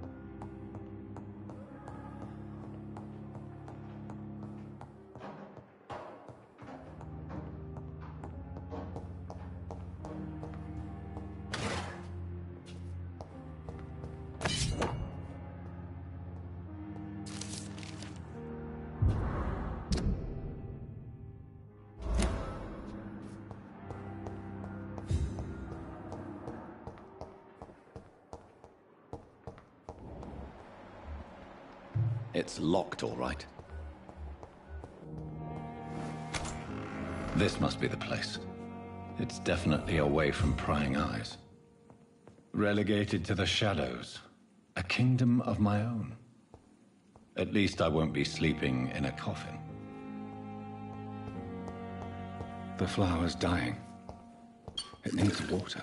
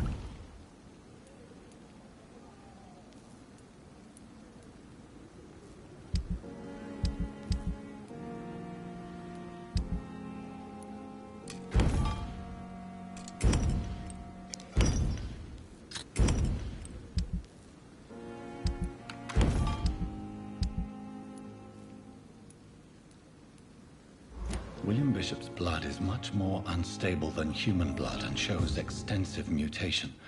But this is not what happened to me. I must keep on searching.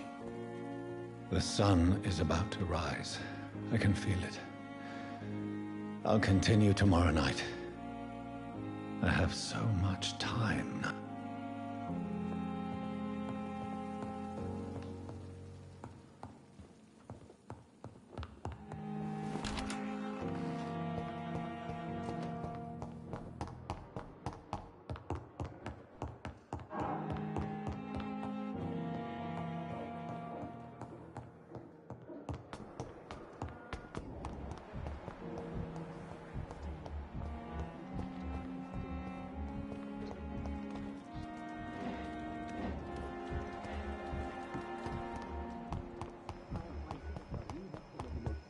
Mine's in London at Pembroke.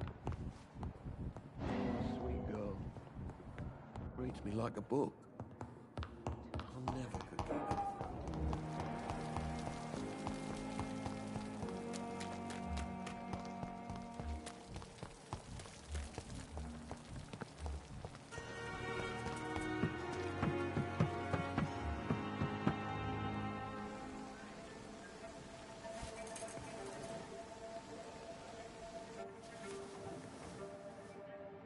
How can I be sure I'll not find your unconscious body in the house again? I promise you, you'll not find my unconscious body. For God's sake, how can you say such a thing? How can you refuse to listen? I tried to warn you for so long. No, I won't let my only son die. You promised me you'll stay alive. Your son lied to you, like the whole world lies to us.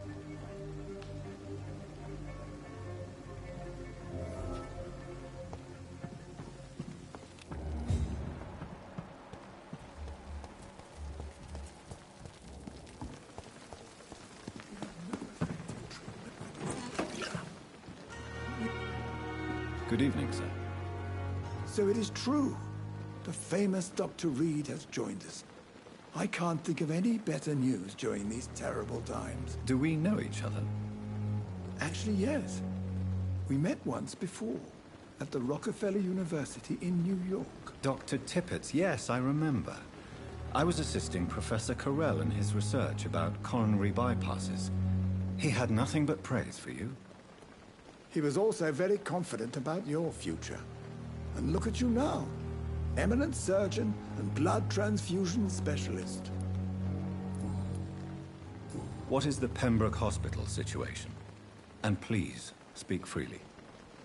This hospital is not exactly the best of London. I'm sure you are used to working in a better environment.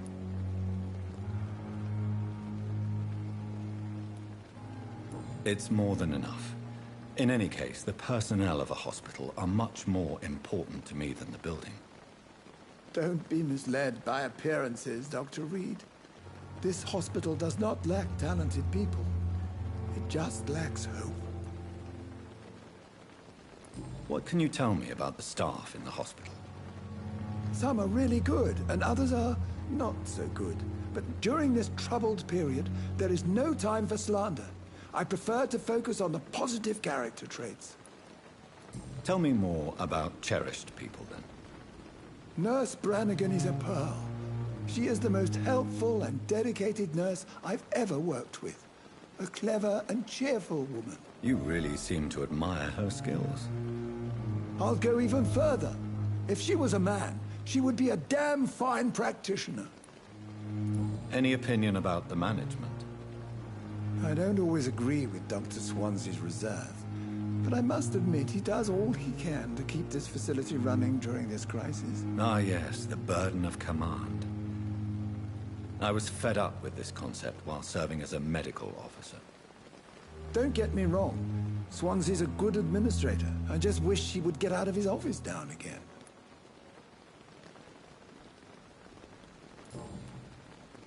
You're exhausting yourself, Corcoran. Maybe you should think about preserving your strength. No. We must keep on healing all those poor souls. We are the last rampart before chaos. Once more unto the breach.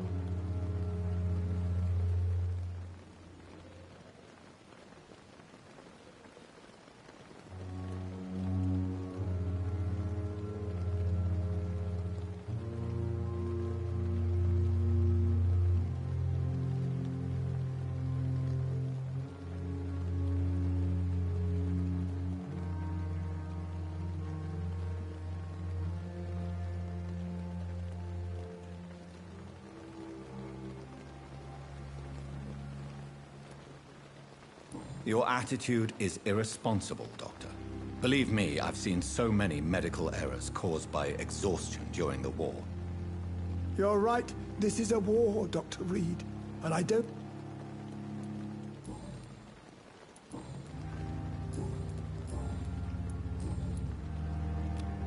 Goodbye, Dr. Tippett.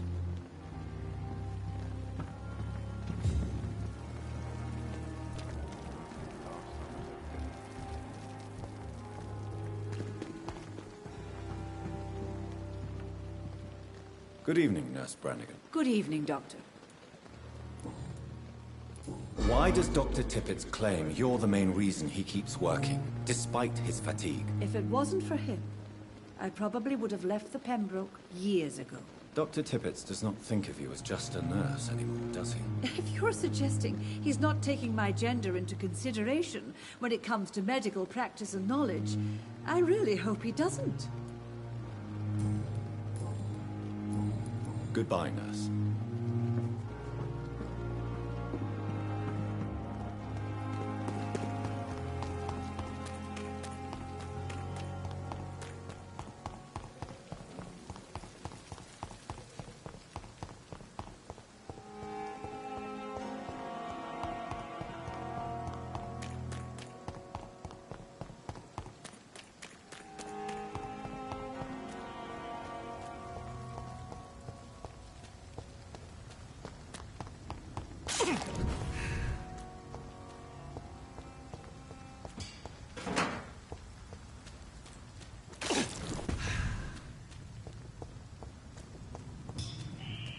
Scowl voices in the garden. I should investigate. If they were to find somebody.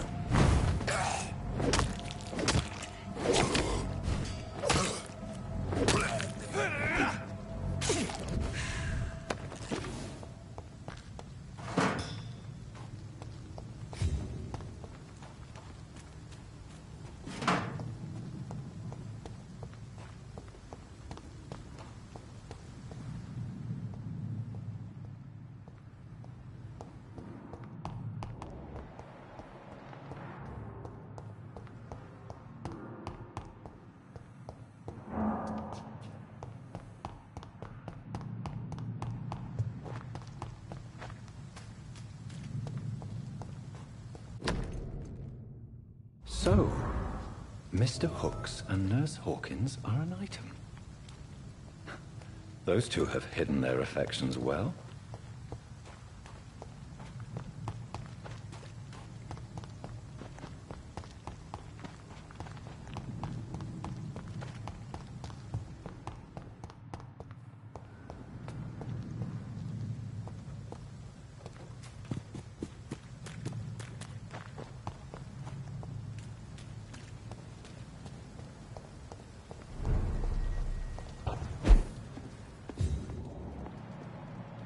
It's locked.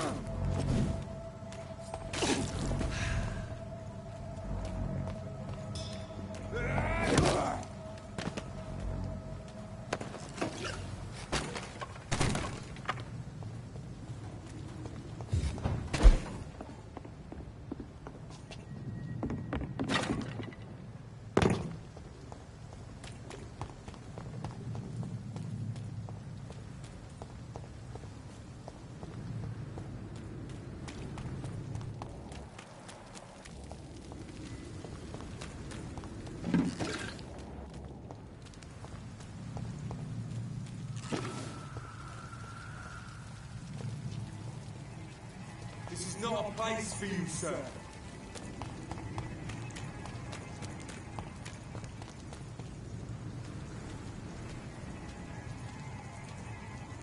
It's one of them!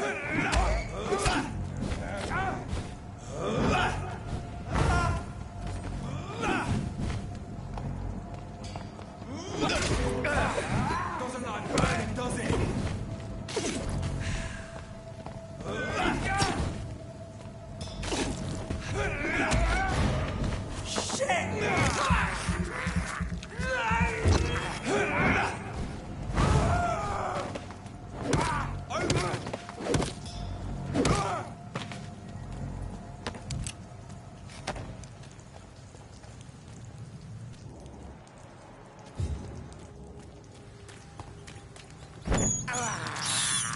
I can't believe I'm doing this. I cannot enter.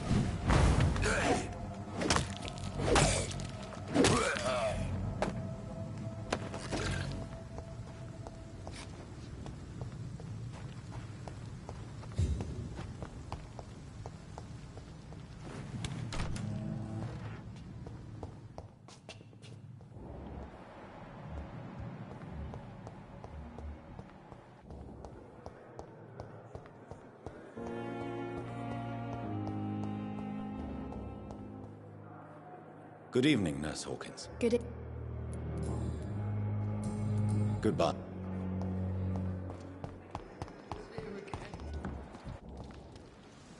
Good evening, Milton. Good evening, Doc. I have some good news, Milton. What? The epidemic's over? I retrieved your wallet, with all the money and a certain picture. Well, yeah, Pippa Hawkins is my girl. So what? Is it the difference of skin colour that bothers you? Not at all, Milton. Good. Please, take this money anyway. To remind you to keep your mouth shut. Not everybody is as broad-minded as you, Dr. Reed.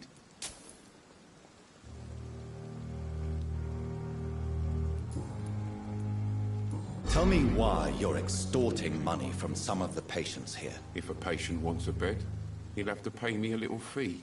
That's all. Where did you get the idea for such an immoral scam? Funny you should ask. The first time it was from a patient who bribed me to get a bed. It's only then I realized I could make a fortune. What's going on between you and Nurse Hawkins? Pippa's tired. Tired of all this shit. Tired of all those corpses piling up. She's as depressed as I am. You do realize you could both get fired. Hospital staff are not meant to have intimate relationships with one another. Come on, Dr. Reed. Do you know how many rules are broken in this hospital every day just to keep it running? There's nothing wrong with what we're doing. During the war, I witnessed a few couples just like you come together in difficult circumstances. It can be very damaging. Maybe you're right. But we support each other.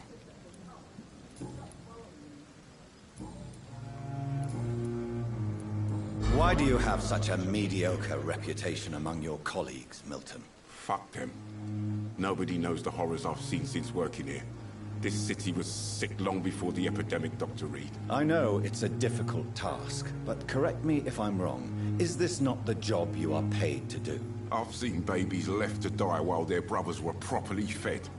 Underage girls and boys sold to all manner of perverts. I'm sorry, I don't... Yeah, exactly.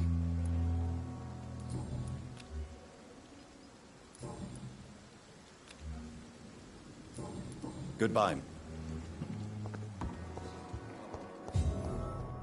Daily routine.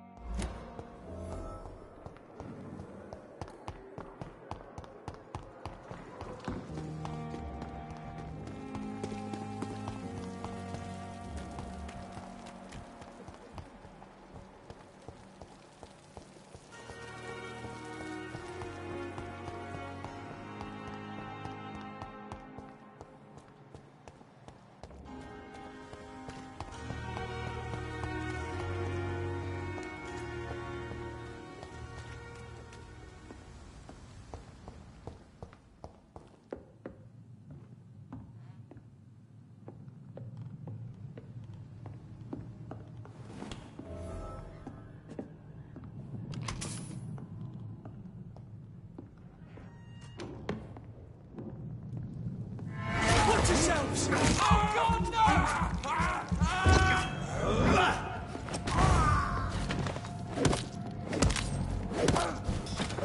oh, my God!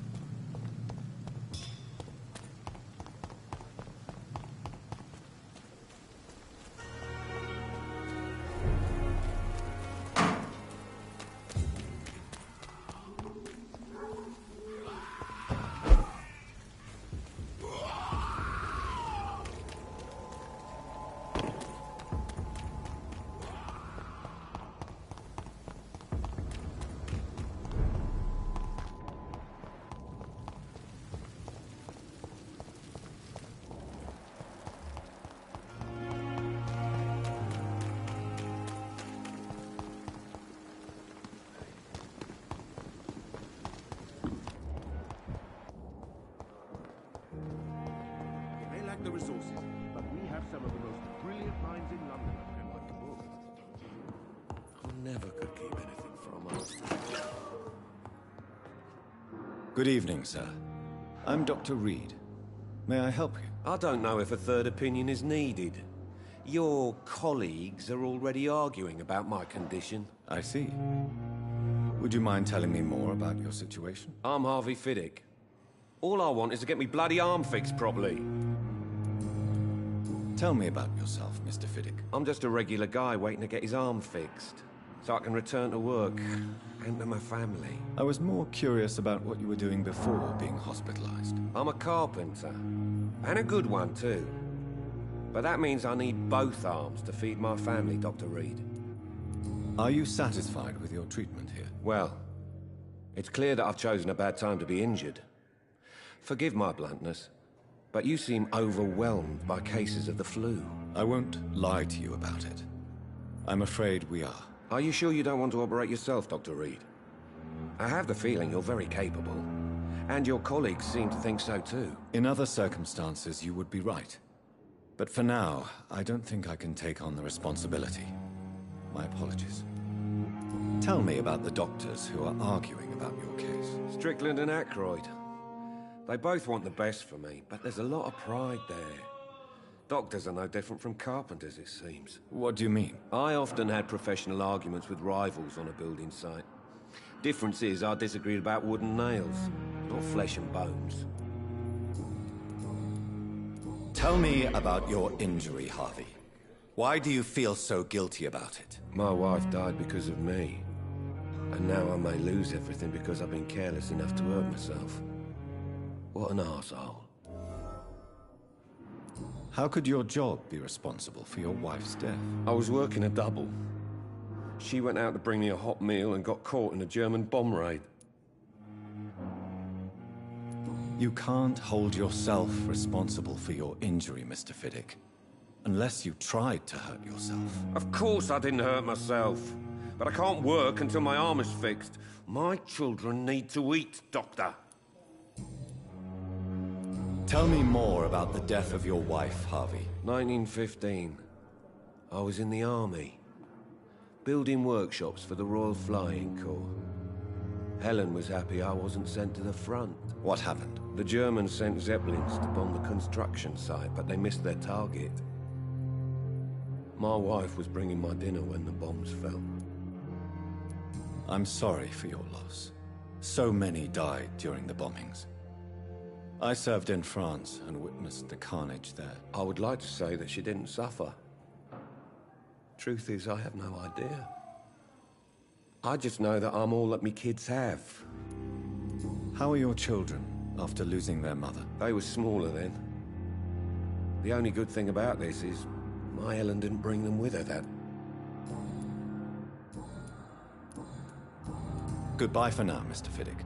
Sweet girl. Reads me like a book. Never could drink anything from her. Good evening. I'm Dr. Reed. Can I help at all? No. Really? Why are you here, then? I don't want to talk. My throat hurts too much. I suppose that this pain is the reason you're here. Is someone taking care of you? Yes. And no. Could you at least tell me your name, sir? Mortimer. Mortimer Goswick. How painful is your throat, Mr. Goswick? So painful I'd rather not talk at all. I'm sure you realize a doctor and his patient have to communicate, sir. Would it help if I gave you some paper and a pen? Not really. I see. Then maybe it's not just your throat that hurts, Mr. Goswick. Perhaps your sore throat is just the consequence of something more hurtful. Yes, maybe. But I don't want to talk or even write.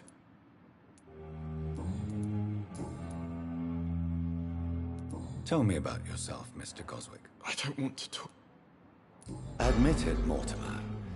Your mother had you hospitalized here because you tried to kill yourself. Yes, it's true. All right, then. This is the first time we've really shared information about your case. Shall we call this progress? Call it what you want, Dr. Reed. You can trust me. I won't report you to the authorities. My one and only concern is your health. I guess I should thank you, then. Can I help you in any way, Mr. Goswick? I wrote a letter for my mother.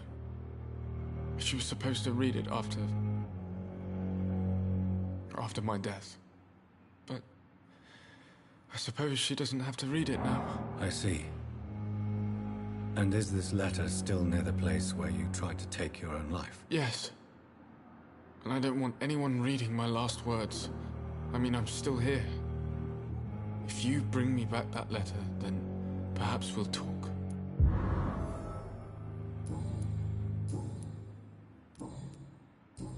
I have to go now, sir. But don't hesitate to contact me if you need any help. Good evening, sir. Doctor. My sweet girl. Good evening, madam. Can I help you? It's my son who needs you, sir. I'm Dr. Jonathan Reed. How can I help your son? I'm Beatrice Goswick, mother of Mortimer Goswick. Could you check on him, please, Dr. Reed?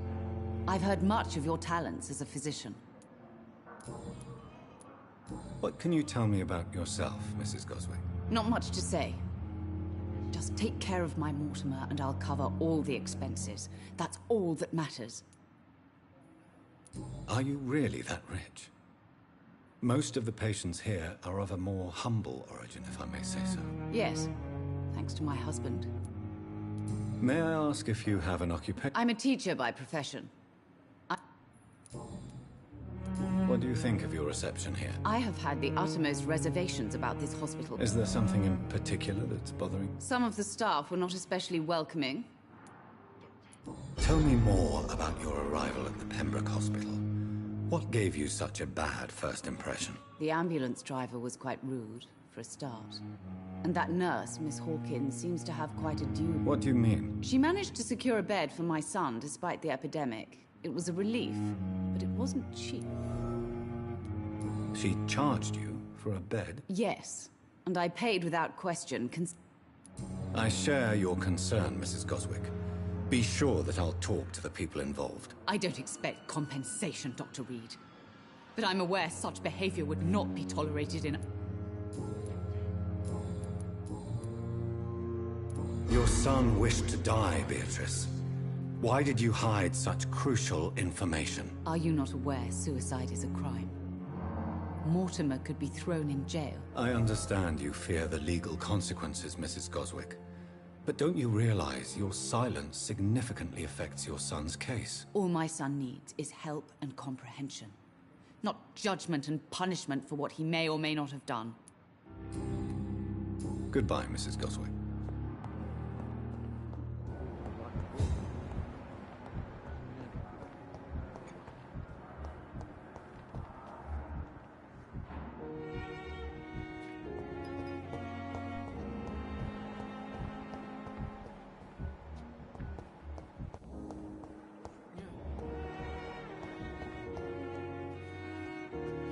Good evening, Nurse Hawk. Good evening, Doc.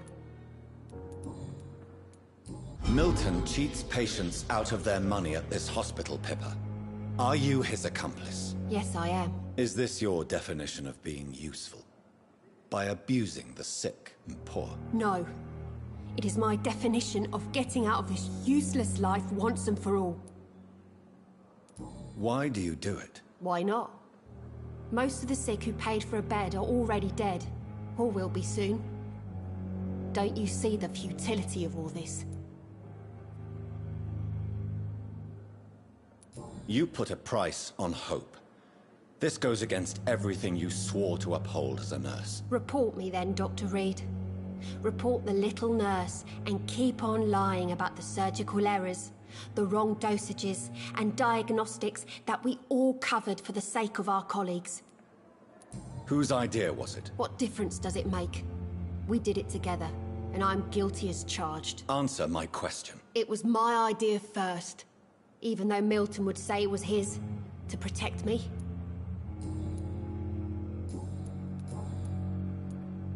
Pippa, I know you're very close to Milton Hooks. Yes, Milton Hooks is my man. If you want to report me for that, just feel free, Doctor. I have no intention of reporting you, Nurse Hawkins, but are you aware of the risks? The rules say I won't be allowed to work as a nurse anymore. But here at the Pembroke, we break rules all the time. Is he worth the risk? Hey, I'm no perfect woman, and Milton is not the finest bloke, but we do our best to get by. That's all any of us can hope for nowadays.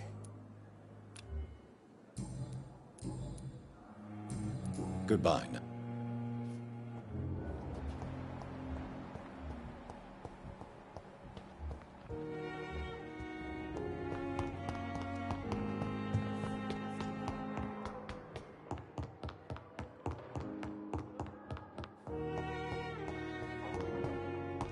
It's locked, all right.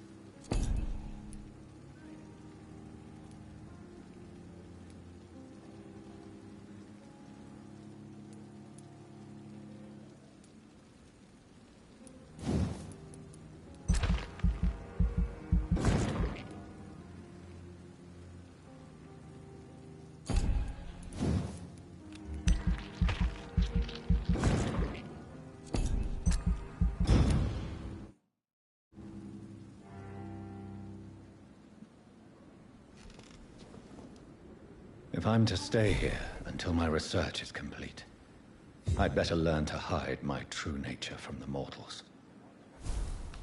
But what about my thirst for blood?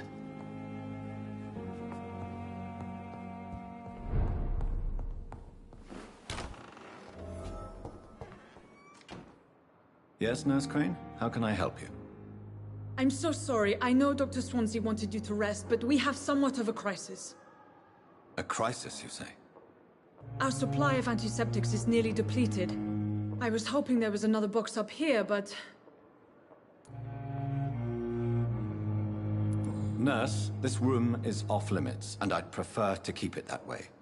Make sure the rest of the staff are so informed. Of course, Doctor. And what about the antiseptics? Or do I inform the staff that you're too busy? I may have a solution. In France, during the war, drugs shortage was a daily problem, and we had to use our wits to overcome the shortages. However do you mean? If combined correctly, certain household chemical products can be used in a pinch instead. Now, where's the hospital storeroom? The storeroom?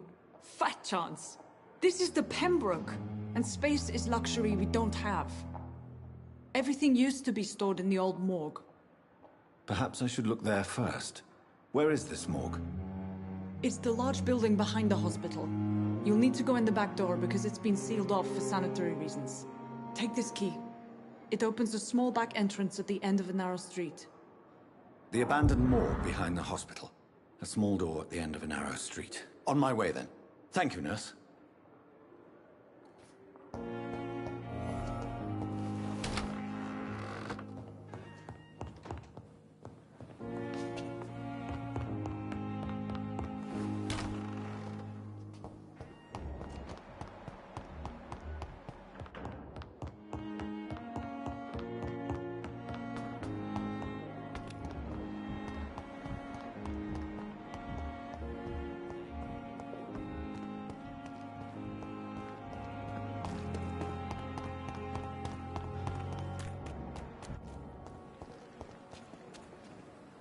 Good evening, Mr. Cox. Dr. Reed. Still working at night, I see. I like that. And why is that? People who don't sleep at night always seem more alive to me. More interesting, one way or another. Do you ever think about that poor fellow I saw you push in the water? The wound he gave me will make sure I don't forget him. Still fucking hurts. Boss had cut me good. That man was determined to murder you. You almost died. What a surprise. The first time I met him, he nearly shit himself. Fucking coward. I guess revenge gives you balls. What did he want? Revenge? I recently had to kill his brother. Poor arsehole thought it would be easy to return the favor. Only the strongest survive, then? Survival at all costs. Is that all you think about? I'm the toughest bastard you'll ever meet, Dr. Reed. And I don't give a fuck what you think of me. How is your hospitalization going, Mr. Cox? This is a shitty place with shitty staff. As long as I'm treated all right, I'll be fine. What's wrong with the Pembroke staff? That bastard you sent to bring me here, Milton. I thought he was going to break all my bones before I reached my bed. I see. Any other smart comments? The nurses aren't too ugly. Especially that foxy one, Nurse Crane. Pretty brunette, tough attitude. What's wrong with the hospital? Come on, Dr. Reed. The place is a dump. Smelly, sad, and... But you're alive thanks to the efforts and dedication of the staff here, aren't you? What are you expecting, a medal? I thought that saving lives was just part of the job. Must be an unsatisfactory profession at this time, I'm sure. How long do you think you can escape the law, Clay? I know this city like the back of my hand, Doc. I know its streets, who to pay, who to avoid, and who to bully. I won't get caught. We can't escape the consequences of our actions. The past catches up with us in the end. I ain't afraid of death. I don't hide who I am. I live my life honestly, which is more than I could say for most folks. And who are you, then? I'm the leader of the Wet Boot Boys. One day, I'll leave this shitty place and punch in the face all who thought I would not come back. I'll leave you for now, Mr. Cox.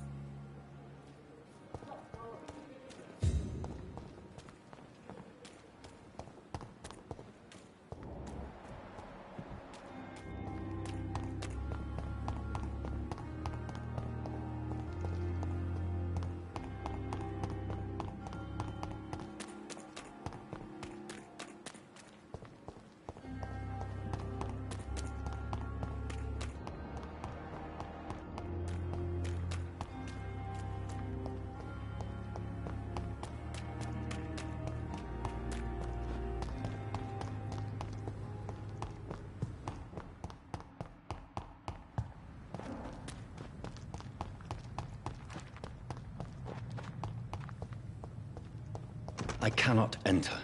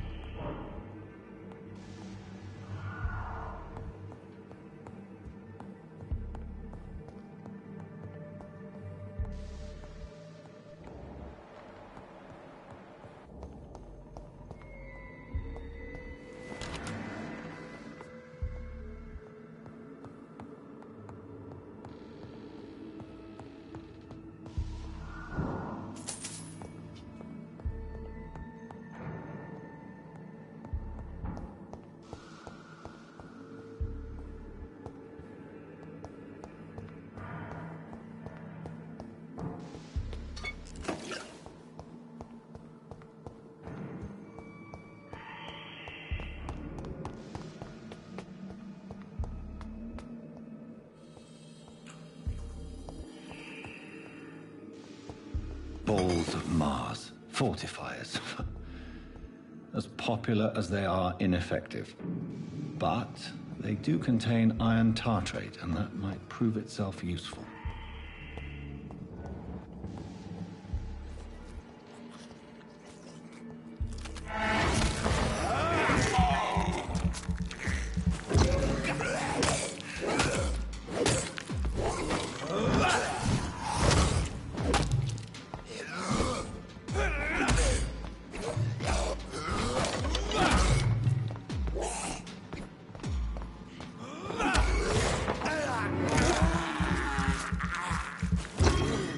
Behavior is similar to the infected William Bishop. Must be the same strain. This sickness moves faster than influenza. It's locked, all right.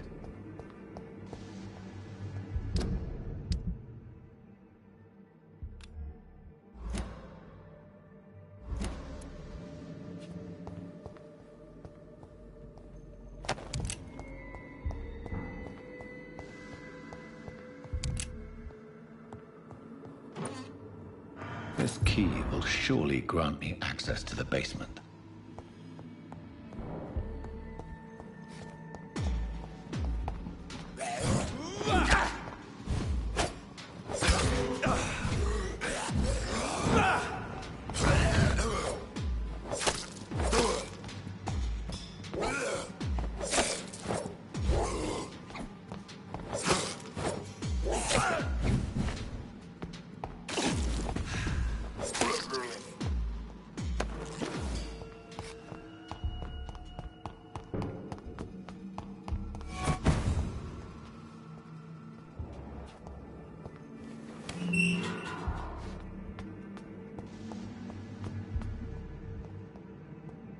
These scowls feed from corpses and the husks of animals.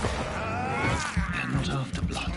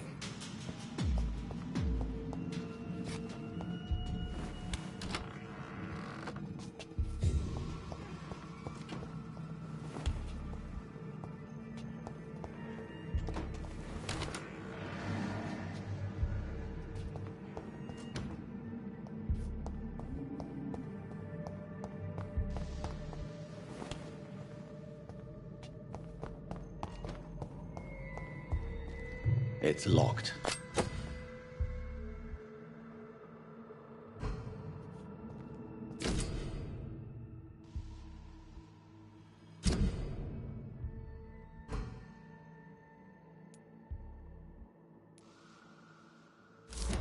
Mr. Connor's injuries don't match the report.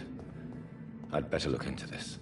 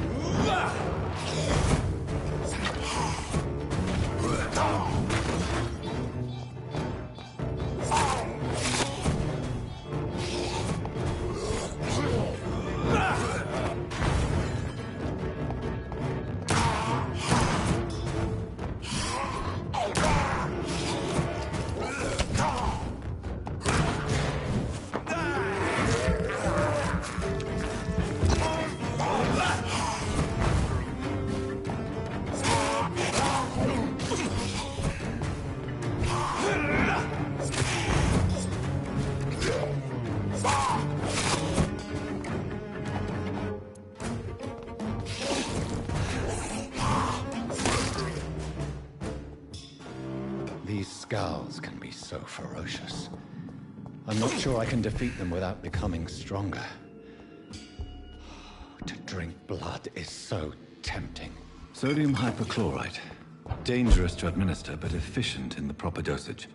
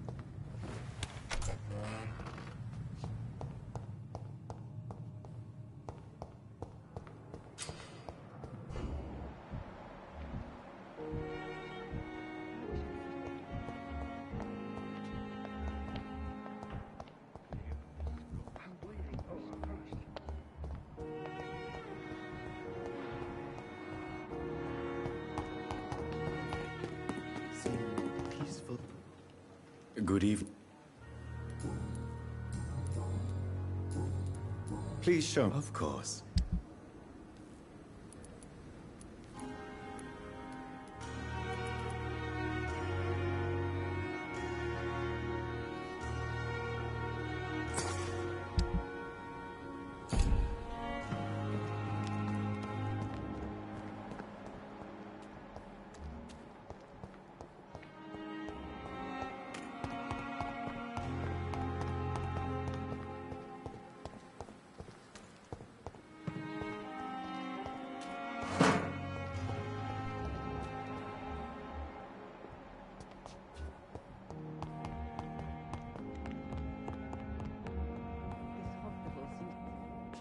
Good evening, Doctor.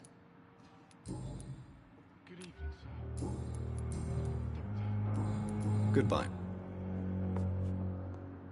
Good evening. I'm okay. Do you need any help? I'm afraid I may, sir. You are not a burden, sir. Healing you is my responsibility. And you have my gratitude. I have to go now. I'm all right. Don't waste your time with me. Yes, Doctor? As for me, Please, could you point... It's the Lord... Exactly how... It really depends... That's all.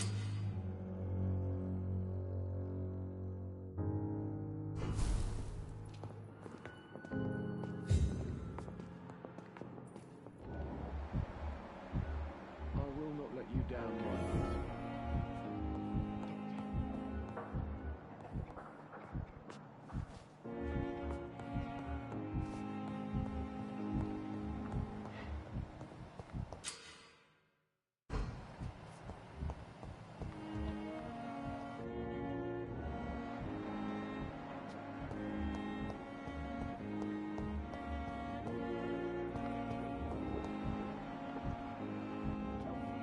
Good evening. Evening.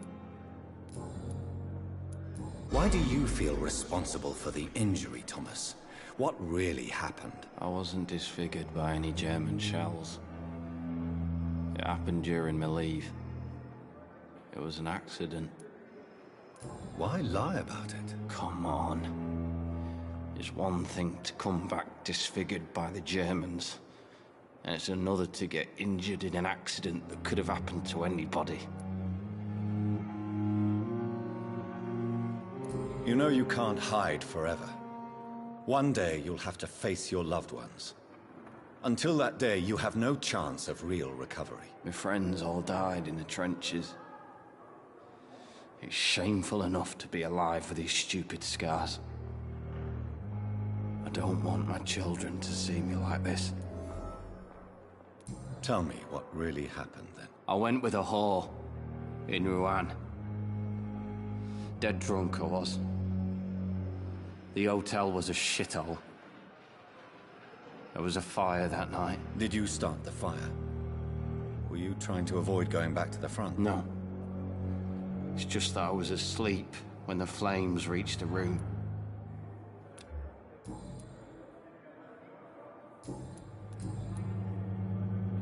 You told me before you don't want your children to see you like this. My sister Agatha has raised me nippers since their mother died. How could children despise their father? What do you think? They saw me. Once. Your sister's not a child. I'm sure she has nothing but respect for a wounded soldier, and you are her brother. You don't know my sister Agatha. She doesn't have to know. She's a sly one, my sister. Goodbye for now.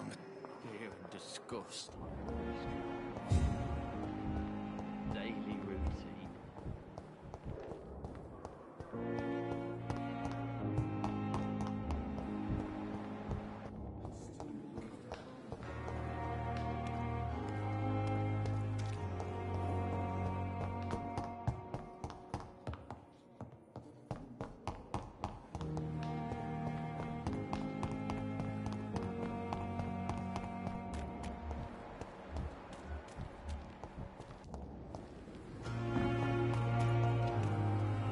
Good evening, Milton. Good evening, Doctor. Admit it. Nurse Hawkins is more than your lover. She's also your partner in crime. Of course she is. How else could I tell which bed is free? I need to know that. Have you no shame? Don't you see this city is crumbling down? Today, people are ready to pay to get a hospital bed. Tomorrow, we may be fighting for food. I'd like... Wise choice.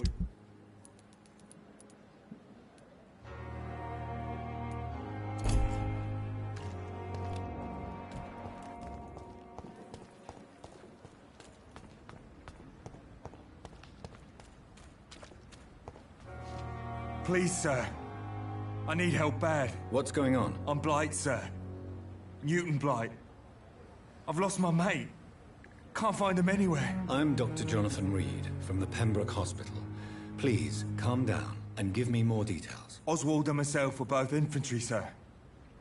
We were en route for the hospital, but we had a disagreement. And Oswald ran off towards the canal. How long have you been searching for him? I can't go there. Too many rats by the water. Fucking rats. Can't stand them since the war, sir. Can't stand them at all. Don't be ashamed, Mr. Blight. Many soldiers who survived the trenches suffer from musophobia. I'll see what I can do for your friend. What can you tell me about yourself? I'm Oswald's best friend. We served in the same regiment, sir. We've taken care of each other since we came back from the front. What can you tell me about... His name is Oswald Thatcher. This is a dangerous part of town. What are you doing here? We were looking for the Pembroke Hospital. We both need help. Treatment, I mean. To get some sleep. Where was your friend the last time you saw him? He went down by the canal. He didn't want to go to the hospital. I have all the... Thank you, Doctor.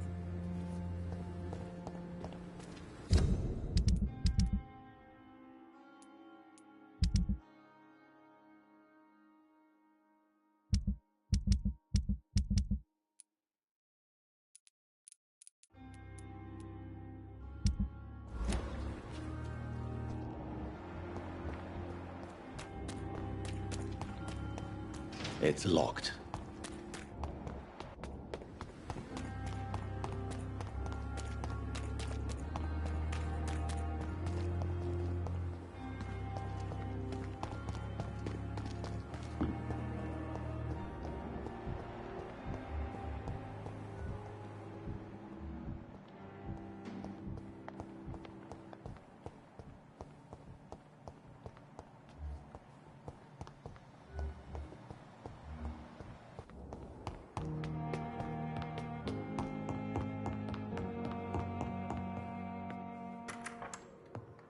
Please, Jonathan, come in. Fascinating, is it not? In the last decade, so many mysteries have been brought to light with our microscopes. The human body, biology's penultimate frontier. The more we explore its boundaries, the less we're able to trace a clear line between life and death. You, my friend, have a foot in both countries. The view must be vertiginous. It's at least as vertiginous as chatting about vampires with you, I would say. This must be all so new to you. This area of town, the hospital, a brand new life. How stimulating it must be. I wish I could share your enthusiasm, Dr. Swansea. But my condition defies scientific categorization. Undead? Unalive? Immortality defies logic. I cannot express my thrill at this serendipitous turn of events. The world's most eminent specialist in blood transfusions, a vampire. One might say a gift from heaven.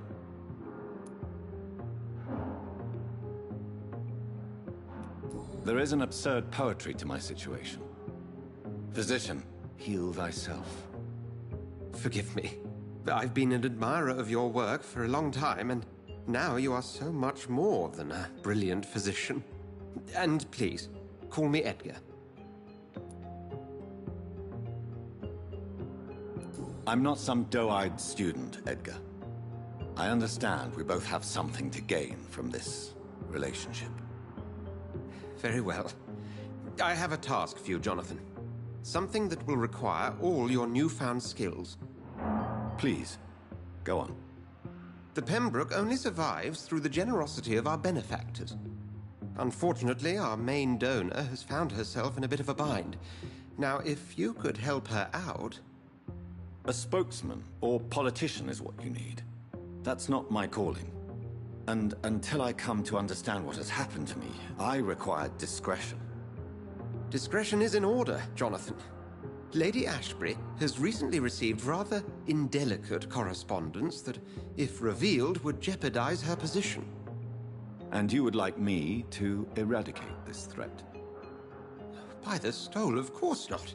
I would just like you to pay her a visit. Her ladyship is certainly near the tents outside, tending the sick. You can't miss her. Look for someone impossibly delicate. Accepted. I'll see what kind of trouble Lady Ashbury is in.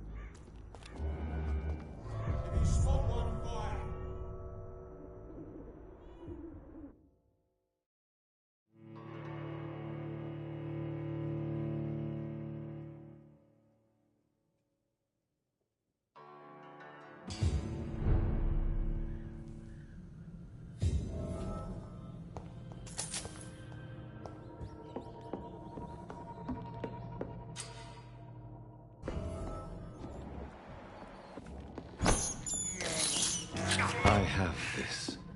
I cannot enter.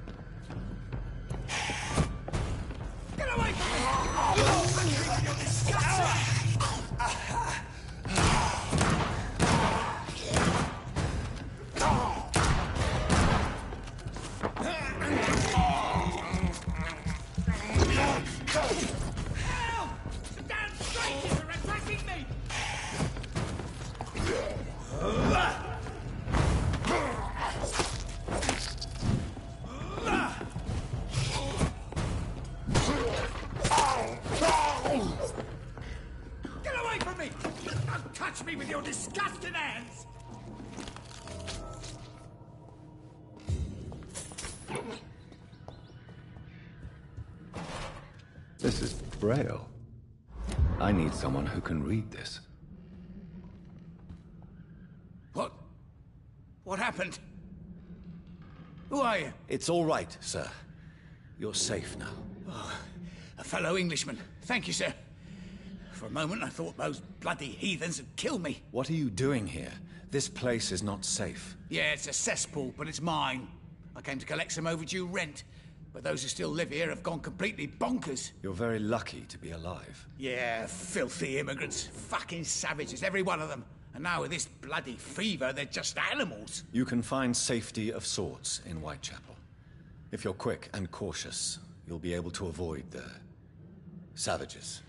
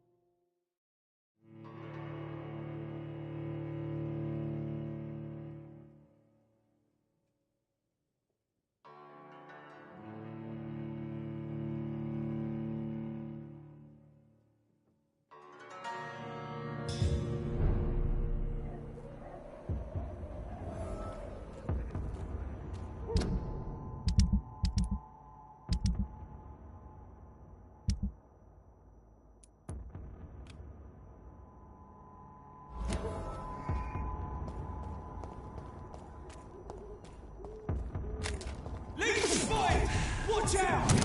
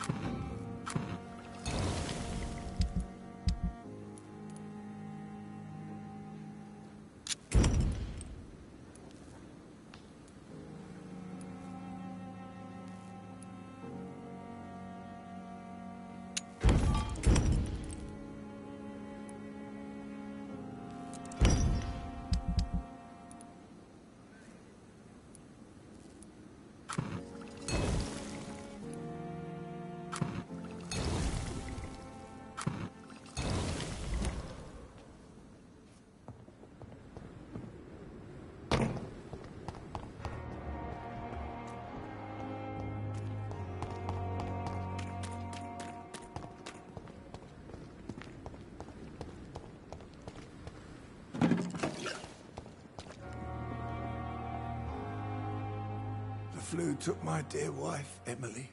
I take comfort knowing we'll soon be together again. Mr. Rainfield, that's no way to talk. You're in good hands here, and we'll be up again soon enough.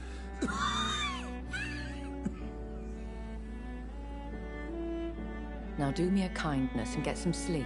I'll be back round later. Your words are kind, the blessings of an angel. You're the sweet, sweet Lady of Mercy.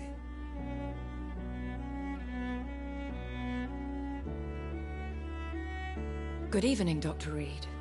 It's a pleasure to see you again. You seem surprised. Dr. Swansea has brought me up to speed concerning your recent appointment to Pembroke Hospital. You're a the lady who saved me that night, before vanishing into thin air. I remember you from the pub with Dr. Swansea. Indeed. Allow me to introduce myself formally this time. My name is Lady Ashbury. I remember you well, in spite of the brevity of our encounter. Apologies. You've taken me by surprise.